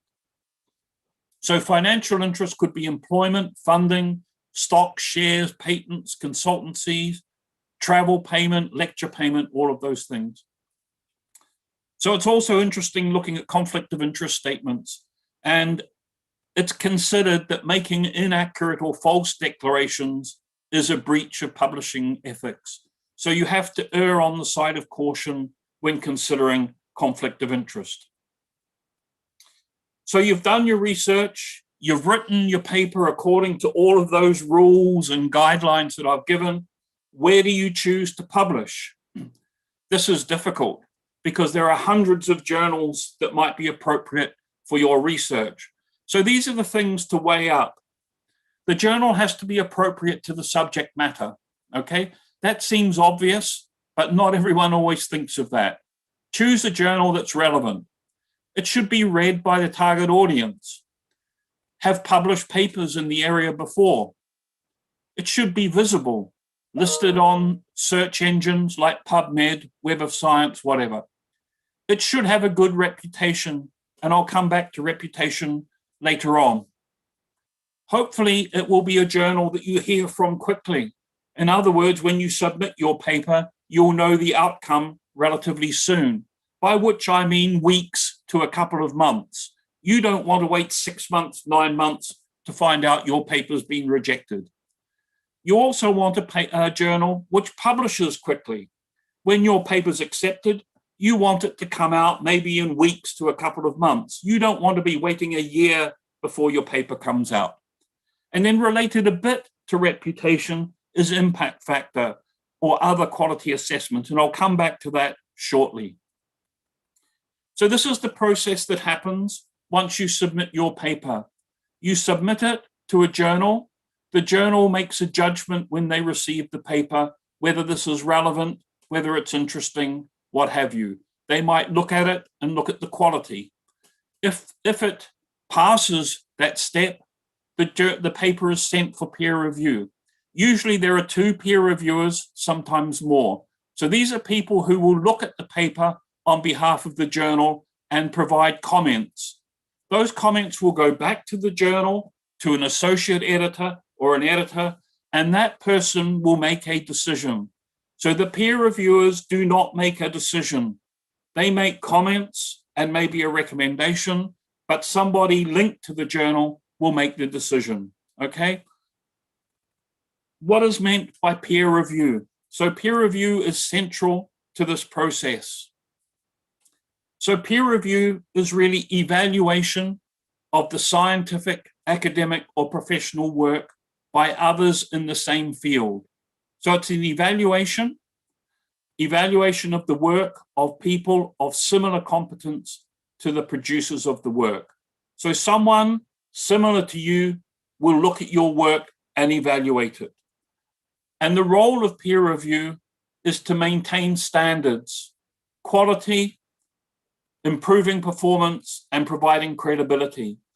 So if a paper is published in a journal, that paper carries the journal's reputation. So the quality of the paper and the quality of the journal have to match, because the paper is given credibility by being in the journal, and the journal gets credibility from the quality of its papers. So peer review is really about setting standards and maintaining quality. It's also used to improve paper quality.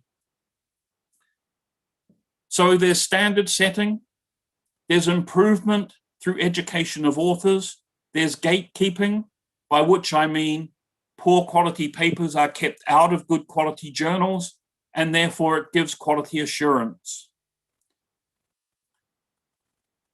What are the possible outcomes from peer review? There are only 4 possible outcomes: reject, major revision, minor revision, accept. The most common outcome is reject, okay? So if you get a major revision, that should make you happy, even if there's a lot of work to be done, okay? These are the possible outcomes. So what we want to think about is, what are the reasons for this most likely outcome of rejection? So the first one would be something about the subject matter. It's not relevant to the journal, for example. It's not interesting. The study is not novel or not novel enough. That's very common. There's no hypothesis or clear question. The study is not mechanistic for a journal which requires mechanistic studies. The methods or study design are not appropriate to test the hypothesis. In other words, something's gone wrong here. Data not presented properly. Statistics not appropriate. Interpretation not supported by the findings. Badly presented, badly written, not interesting, low priority. That's also common. So there's lots of reasons for rejection. So the question is, if that's the most common outcome, what do you do with a rejected manuscript? Of course, you improve it and send it somewhere else, okay? So you use the peer review comments to fix up your paper. So you should always take the reviewer's comments seriously, and you should always respond appropriately. So if you're making a revision, you have to write a response to the comments. And that response should always be clear. It should always be polite. Even if you're disagreeing with the reviewer, you should still be polite. But there's nothing wrong with disagreeing so long as your argument is a good one. So remember, the peer reviewer's comments are meant to help. They help identify basic errors. They help identify lack of clarity. And a good response will always improve your paper, okay? Some people do not, if a paper's rejected, they don't change it, they send it somewhere else. I've seen that many times. That is not a good way to use the system. You should always take the peer review comments to fix up your paper, because that will increase the likelihood of acceptance. Keep in mind also, reviewers can get things wrong. They can make mistakes. So you can rebut a reviewer's comment. You can disagree with the reviewer, but you have to do that with evidence, and you have to do that politely. Okay, so that's about the paper itself, the peer review process. I want to spend a few minutes now talking about what's happened over the last 20 years because of the internet revolution. And this is the use of online capabilities. So mostly now, in fact, probably always now, you submit your paper online, okay? That you used to have to put it in an envelope and post it through the mail. So you submit your paper online. The handling of papers and the peer review is all done online. The processing and correcting before publication is all done online. And of course, publication is online. We don't need hard copy journals anymore. You don't need to go to the library to pull the journal off the shelf anymore. You can just download the PDF sitting at your computer. And many journals have digitized their whole entire back catalog going back more than 100 years. Of course, you can host papers online, so you don't even need libraries now.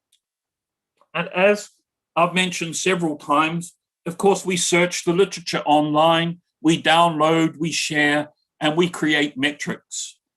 So these are some of the search engines and when they were started. So PubMed was mid-1990s, Google Scholar 2004, and Scopus also relatively recently. So all of this online stuff is actually quite recent. So the benefits of the internet, I think, are huge. Easier to submit papers, easier to peer review, easier to process manuscripts, to handle manuscripts, quicker to publish papers. You can actually publish a paper within an hour of accepting the paper if everything is done properly. Easy and quick to search the literature. Of course, this is better for the environment, less use of paper, ink, plastic, transportation. You can reach more users and you can monitor use of papers. You know which papers are looked at, you know which papers are not, and you can establish metrics like impact factor, H-index, and so on. There's also huge opportunity to enhance manuscripts, so increase use of color. Color used to be a problem because printing color costs money. Now, of course, if you're not printing, you can produce color more easily, and you see much more colorful papers now. You can have links within papers, so you can click from the references in a paper to actually find the reference. You can go to websites from within papers. You can have interactive images. So there are some journals where you can actually rotate chemical structures. And there are even some where you can click on a table of data and it will produce a figure, or you click on a figure and it produces a different type of figure. So these things will increase over the next little while. Talking about metrics, I've mentioned impact factor a few times. So obviously this slide is a little bit old because of the years on it, but this tells you about the impact factor. So impact factor is related to citations of papers, and it's the citations of during a year to papers that were published in the previous 2 years, okay? So it's how many times the papers from the last 2 years were cited this year, and that's divided by the number of papers that were actually published in the last 2 years, okay? So it's actually something about the immediate citation of papers. Now, if we look in our field, these impact factors are not up to date, but we've got a huge number of paper journals in our field, 80, 90 journals now. These are impact factors that I listed a couple of years ago. So different journals have different impact factors. So the journals at the top, the papers in those journals are cited more often than the papers in the journals further down. But what's important to note is this is just an average number. And of course, there's always a spread around the average. So the impact factor of American Journal of Clinical Nutrition is around 8 when this was drawn. So most papers are cited between 1 and 9 times. So the average is 8. but actually some papers are never cited at all. So here we have authors who would say, my article was published in an impact factor 6.5 journal, but in fact, that article's never been cited. So the impact factor is about the journal, it's not about the papers itself. And very few papers are actually highly cited. So when I drew this graph, only 3% of papers were cited more than 20 times. Okay. The other thing is impact factor can change over time. So this is impact factor of nutrients. In 2012, the impact factor was less than 1. The impact factor now is just over 4. Okay, so impact factors change over time. They can go up, they can go down. Okay, the next thing to talk about is open access. So in the old days, institutions, that is universities, paid subscriptions, and that enabled people working at the institution to have access to the papers. Unless you had a subscription, you couldn't look at the paper, okay? Open access is a different model. Open access means the author pays and everybody can see, okay? The author pays, everybody views. The old way, the subscription-based, was really a pay-for-view. You paid so you could view. Okay, so open access enables freely available papers online for everybody. Some funders require this. So in the UK, Medical Research Council, Wellcome Trust, and so on, they require open access publishing. Somebody has to pay. I mentioned the author has to pay, but it could be the institution or the funder. So there is a cost for open access, okay? Someone always pays, okay? Publishing a paper is not free, okay? Someone has always had to pay, and at the moment, somebody still has to pay. But remember, this allows access to everybody, okay? It also allows free and unrestricted reuse. So you can reuse anything from an open access paper.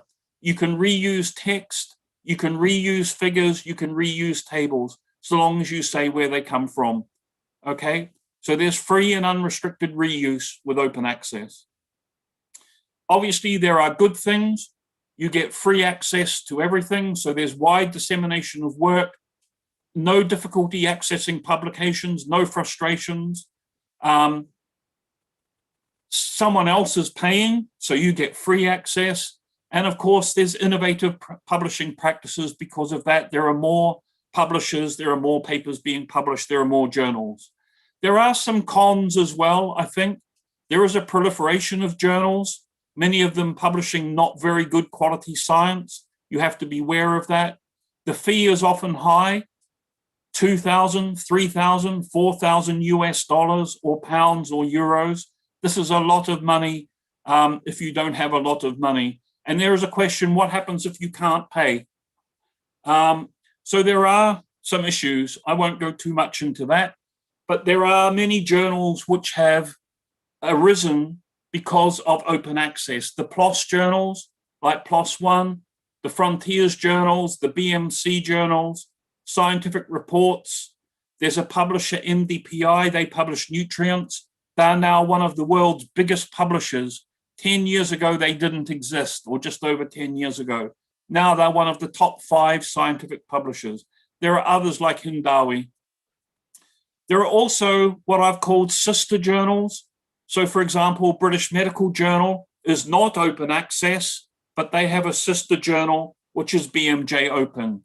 So you'll see there are lots of these sister journals of the traditional journals. Here's some terminology for you. So I've used the word traditional just now. This is access by subscription, available in hard copy and online or online only. So there are online only subscription journals. Hybrid, that's where a journal within an issue will publish open access papers and non-open access papers. So you'll see that a lot. British Journal of Nutrition is an example. People can pay to make their paper open access, but right next to it will be papers that are not open access. They're only available to subscribers. Open access means access to all. online only. Somebody pays a fee. I've said the author pays a fee, and this fee is called Article Processing Charge, or APC. Okay, so these are the terminologies. You can read more about it just by doing a Wikipedia search. I think the next thing to mention, getting towards the end now, is what I've called predatory journals. So these are journals which prey on authors, okay? These are poor quality journals that have very low publishing fees, but which are not worth publishing in, because the quality of what they publish is very poor. And in fact, some of them probably don't really even exist. They're scams. So people have tried to compile lists of these journals, lists of the publishers. So some of you will already be getting these sorts of emails. So these are the sorts of emails you might get where people promise your manuscript will be published, okay? No regular journal will ever promise that your manuscript will be published, because the chances are for a regular journal, it won't be published, it will be rejected, okay? So anyone, if you receive an email where there's a promise your article will be published, I don't think this is worth worrying about. This is another one where people tell you something you've already published, and they say this is a wonderful paper, and they want you to submit anything to them. Submit anything to our journal and we will publish it, okay? This is not worth following up. This is another one where this will be easy to process for the issue of the 28th of September, or of the 30th of September. So a promise to publish is not authentic. I'm not saying this journal doesn't exist, but this won't be a very good quality journal. Another one will be they don't even care what you're submitting. Any type of article will do, okay? Then you have, sort of fake indexes, index Copernicus of 84.8. If you think, oh, this is an impact factor, this is amazing, which it would be. This is not an impact factor. It's another made up index that has no relevance, okay? Then we see on the 25th of October, I got an email asking me for a paper by the 28th of October. Okay, no authentic journal is going to expect you to submit a paper within 3 days. Okay, they want one more article, they say. These are things to be avoided. Okay, so there are ways of evaluating these journals. Some librarians have set up journal evaluation tools, so you can look at those by searching on the internet. So people have put a lot of focus on impact factor, but the impact factor is about the journal, not about your paper. There are other ways of getting metrics on your paper. And one of the common ones is this one called altmetrics. So altmetrics uses one of these colored donuts, and it gathers information from all sorts of domains to give you a number.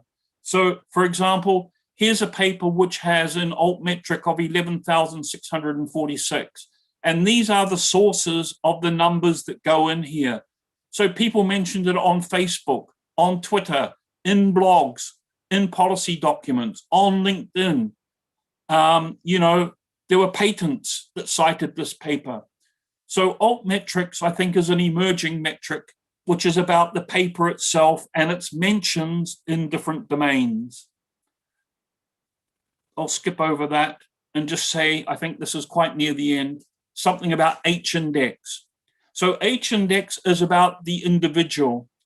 If you have an H-index of 30, it means you have published 30 papers that have been cited more than 30 times. Okay, 31 is my example here. If you have an H-index of 100, you have 100 papers that have all been cited more than 100 times. Okay, your H-index can only go up over time. So it's something about your personal citation index, if you like. So publishing is changing. The internet era has really changed publishing. Open access has happened really in the last 10 years and is still running its course. People are still grappling with how to use open access, how to fund open access, the impact that open access has on where we publish. So the question was how to get your paper published. There isn't an easy answer, but this is my guidance. Have a good hypothesis, okay? Have a good study design. Do research that is relevant to a real issue or a real problem. Obey the rules of research and publishing. And I've talked about some of the rules of publishing or some of the guidelines. Conduct your study well. Get meaningful results and conduct appropriate statistical analyses. Prepare a well-written, well-presented, and interesting manuscript. Choose the best journal for your work, and there's no harm in aiming high. The worst thing that can happen is you have your paper rejected and go somewhere else. Respond appropriately to reviewers' comments. This is out of your control, but be lucky. Do not give up, okay? Even if your paper is rejected 8 times, keep improving it and keep trying. You will publish it eventually, so long as you've obeyed some of the things up here. So do not give up. And also remember, there's life beyond impact factor. You can do very meaningful work and publish that in modest journals. And I did have an example back here, which was where my colleagues in Southampton invented a new malnutrition screening tool that some of you may have heard of called the MUST tool. The MUST studies were published in very modest journals, but MUST actually is one of the most commonly used screening tools in many countries now. It's been recommended by our National Institute of Clinical Excellence for use of nutrition screening in hospitals, and it's been translated into many other languages. So the MUST tool is a very impactful discovery, but it was published in rather modest journals. And that's what I mean by there's life beyond impact factor. So I'll skip the activity and we'll finish now, and I'll stop sharing my screen, and maybe I can look at some of the Q&A here. So I've got some questions here. So maybe I'll answer, I'll ask the people who asked the questions to put their microphone on if they're still with us and ask their question. So Istiak Shafi, would you like to ask your question?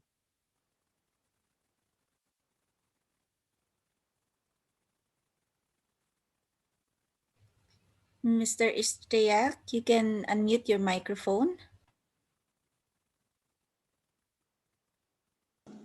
Hi, good evening. Hello. Hi, good evening. Thank you so much for a very nice and lucid presentation. A lot of information is there for publication. I'm just saying, if there are multicentric studies, you see, people are involved in the research, how to give, you see, weightage to all the people? Yeah, so that's a good question. So if you, I mean, probably you may not come across these papers, but actually in a journal like Nature Genetics, where often they will use genetic information that's gathered in many studies, they will publish papers sometimes with hundreds of authors, okay? So there's actually no limitation on the number of authors you can have on a paper, okay? It's just that every author has to have made a contribution, okay? So the number of authors is not a problem. Okay, I'll have to, next time I give this talk, I'll have to use an example of a paper like that to illustrate it, okay? So if someone has made a meaningful contribution, they should be an author, okay? So then the next question I can read myself is from Latif Katak. How can we check journal authenticity? So I think there are some guidelines to checking journal authenticity. So there are simple things like looking at the website. What is the website like? What is the website like? What is the editorial board like? Who's the editor? Then check out the editor, those sorts of things. Check their issues. What papers are they publishing? Do those papers look good? So those sorts of things. Okay. Then there's a question from Tanshit Jawad. Again, this is about authorship. So it is up to the main author to decide who can be added, or is it a rule that persons who help them should be included? So this is a very tricky thing because it can lead to problems. So ideally, you will sort out right at the beginning who is going to be an author on the paper. But the rule is anybody who made a significant contribution should be an author on the paper, okay? But obviously, the people who are running the study have to decide what a meaningful contribution is. So, for example, you might have a technician who's doing all of the laboratory work as part of their normal job. So you may think, actually, they're just providing a technical service. They don't need to be authors. But you might think, well, actually, their contribution is so much that they should be authors. So this is really best to be discussed amongst the people involved, and you have to make a decision yourself, okay? It's very bad if you miss out somebody because people get very angry about that, okay? So you have to sort all this out up front. I hope that answers that question. Maybe, Tanshit, you could come on and tell me whether I've answered that question reasonably for you.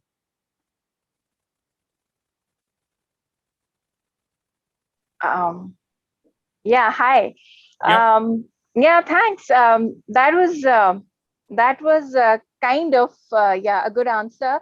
But I was just wondering, some people, they don't know if while the study is started, or like, when the study is being started, especially those people who are being taken as data collectors, or those who are like, sometimes you take up people afterwards for data analysis, or for like, so in the beginning, nothing of such is decided. Well, so, you can do. You can, but as you say, things change over time. So I used an example where you have the manuscript written and you give it to somebody and say, oh, I'd really like it if you could give me feedback on my manuscript before I submit it. And they give you really good ideas and you change the manuscript. So they've actually had an input into the manuscript, yet they were never involved in the research. So they could be an author. But to give you another example, you may have statisticians and you may put those statisticians on as authors, or you may not, but you have to decide that with the statisticians. Research nurses, for example, they make an important contribution, but they would very rarely be authors on a paper. They're sort of just providing a service. But the authorship can change as the paper develops. Okay? I hope that's very clear. Okay, then there's a very important question from Leila Hakami. She says, I'm confused. Should I do peer review first, then publish? So Leila, so what happens is when you submit your paper to a journal, the journal will send it to the peer reviewers, okay? But there's no harm in you writing a paper and then asking other people to look at it in your institution, for example. That's common. So you can do like an internal peer review, fix the paper up, and then submit it to the journal. So I hope that clarifies that. Then we've got one from someone with a number, which I guess is a phone number. Do we need to consider as an important factor when publishing the high index or the impact factor? So I think we all want to publish our paper in the best quality journal that we can. And you might make that judgment based on impact factor, or you just think it's a good journal, or the good professors in your field seem to publish in that journal. So there's all sorts of things for you to consider, okay? And you sort of get that by just looking at the literature. So you think, oh, this journal seems to publish pretty good papers. This journal seems to publish, you know, more modest papers. What's the best place for my paper? So it's a judgment. And this leads me to Aisha's question, which is about classifying journals as top, you know, top 1%, top 20%, whatever. So there are platforms where journals are ranked by different things. So you can, I mean, if you do a Google search for scientific journal rankings, you'll find those sorts of sites, okay? So I hope that's good. Then there's a question from Najla. Is verbal agreement enough, or is there a need for something to be written down? I think this is going back to the question about authorship. So I would hope that verbal agreement is enough, but it may not always be, and there are disputes.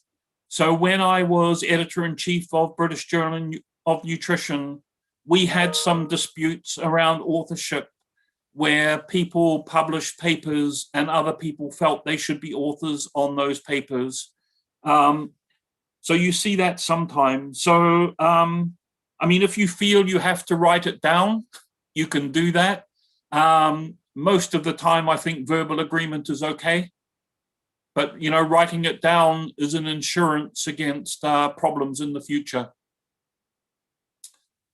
Then Anonymous has maybe the last question of the day. As a master's student working on ongoing project, can I be the primary author since I'm considering it as my thesis? So anonymous attendee, you need to discuss this with your supervisor, okay? You have to discuss with your supervisor, will I be the first author on the paper or will somebody else, okay? This is very important for you to sort out early on, because as I've said several times, including in the last answer, people can be upset. And, you know, if you're working on an ongoing project, there might be other people who think they're going to be first author. So this has to be discussed with the senior author, discussed in the group. And this is maybe where having a group discussion and writing it down can be very useful. Okay. Okay, Ghassan, do you need permission from an author to adopt any figure or photo from another article? So if the paper is not open access, the answer is yes. So you have to seek permission. If the paper is open access, you don't, but you have to give the reference of where you took it from. If you get permission, you still have to give the reference, okay? But if you don't get permission to something that's not open access, you've broken copyright, which is sort of serious, okay? So I think we're done now. They were all really good questions. Thank you so much. I hope you found the whole session interesting. Thank you so much, Professor Philip. Thank you so much for really very, very nice and very informative for me, also for everyone. I'm sure everyone get a lot of benefit. And as I told Mark before, I'll tell you again, we cannot be, words cannot say thank you enough for all your support and for this very informative also workshop, but also for sure the plenary and all the support you gave us from the beginning of the IGD and in this one, especially online. And I felt it's really very, very interactive, despite being that you were talking, but still you made it very, very nice. Yeah, thank you so much. I mean, I think this one is better face to face, but you know, we have to live with things, and hopefully next year we can be back with you and do it all again live. We hope so. And again, Aisha was with me, and then she had to travel back to Al Ain, now that the distance, because you came here, and so she sent her regards to you and all. Very big thank you. Yeah, and thank you so much. We meet you here or maybe in the UK. Great. Yeah, thank you so much. Take a photo with you now, if you don't mind. Oh yeah, okay. Right, Professor Philip and Dr. Leila, look at your camera on your computer in the 3, 1, 2, 3, smile. Okay, thank you so much. Thank you so much. Take care and have a nice weekend, everybody. Thank you. Same to you. Thank you so much. Bye-bye. Thank you to all the audience also for being with us in the Friday also evening. And for sure, Professor Philip being also Friday evening this. And we hope that you have enjoyed the conference. And we look forward to the next one, inshallah, in the near future, either a symposium or a conference, and to have you with us. Thank you so much for the organizing committee, for everyone really who supported us, our speakers, our audience, our sponsors, and everyone. And big thanks to Ellen, to Shaima, to Kim, to Ramiz, to Maysam, our soldiers who were behind also this, working with us on daily basis. And big thanks also to Professor Aisha, who was following up on daily basis on this, but now she had to drive back, and she will be with you, inshallah, in another event soon. Take care, have a wonderful weekend and a wonderful year. Bye-bye. Thank you so much, Dr. Leila. To all attendees, thank you so much for participating with us for the 4 days of the conference. Please note that our platform is still open until the end of the conference, until the end of March. You'll be able to chat and communicate with all our sponsors' booth.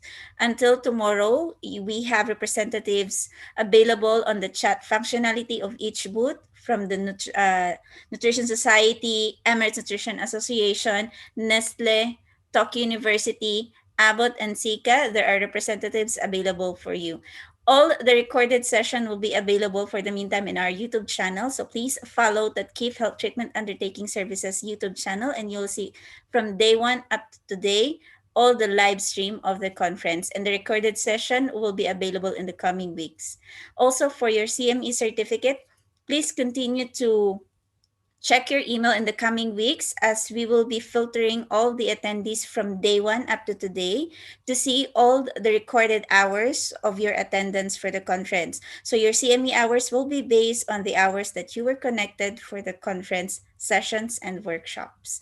Once again, attendees, our exhibition hall and poster hall or oral abstract hall will be available until the end of this month. So please feel free to roam around our platform until the end of March. Thank you so much once again, and we'll look forward to seeing you on our next event. And hopefully we'll have our nutrition symposium at September of this year. Thank you, and have a safe evening, everyone.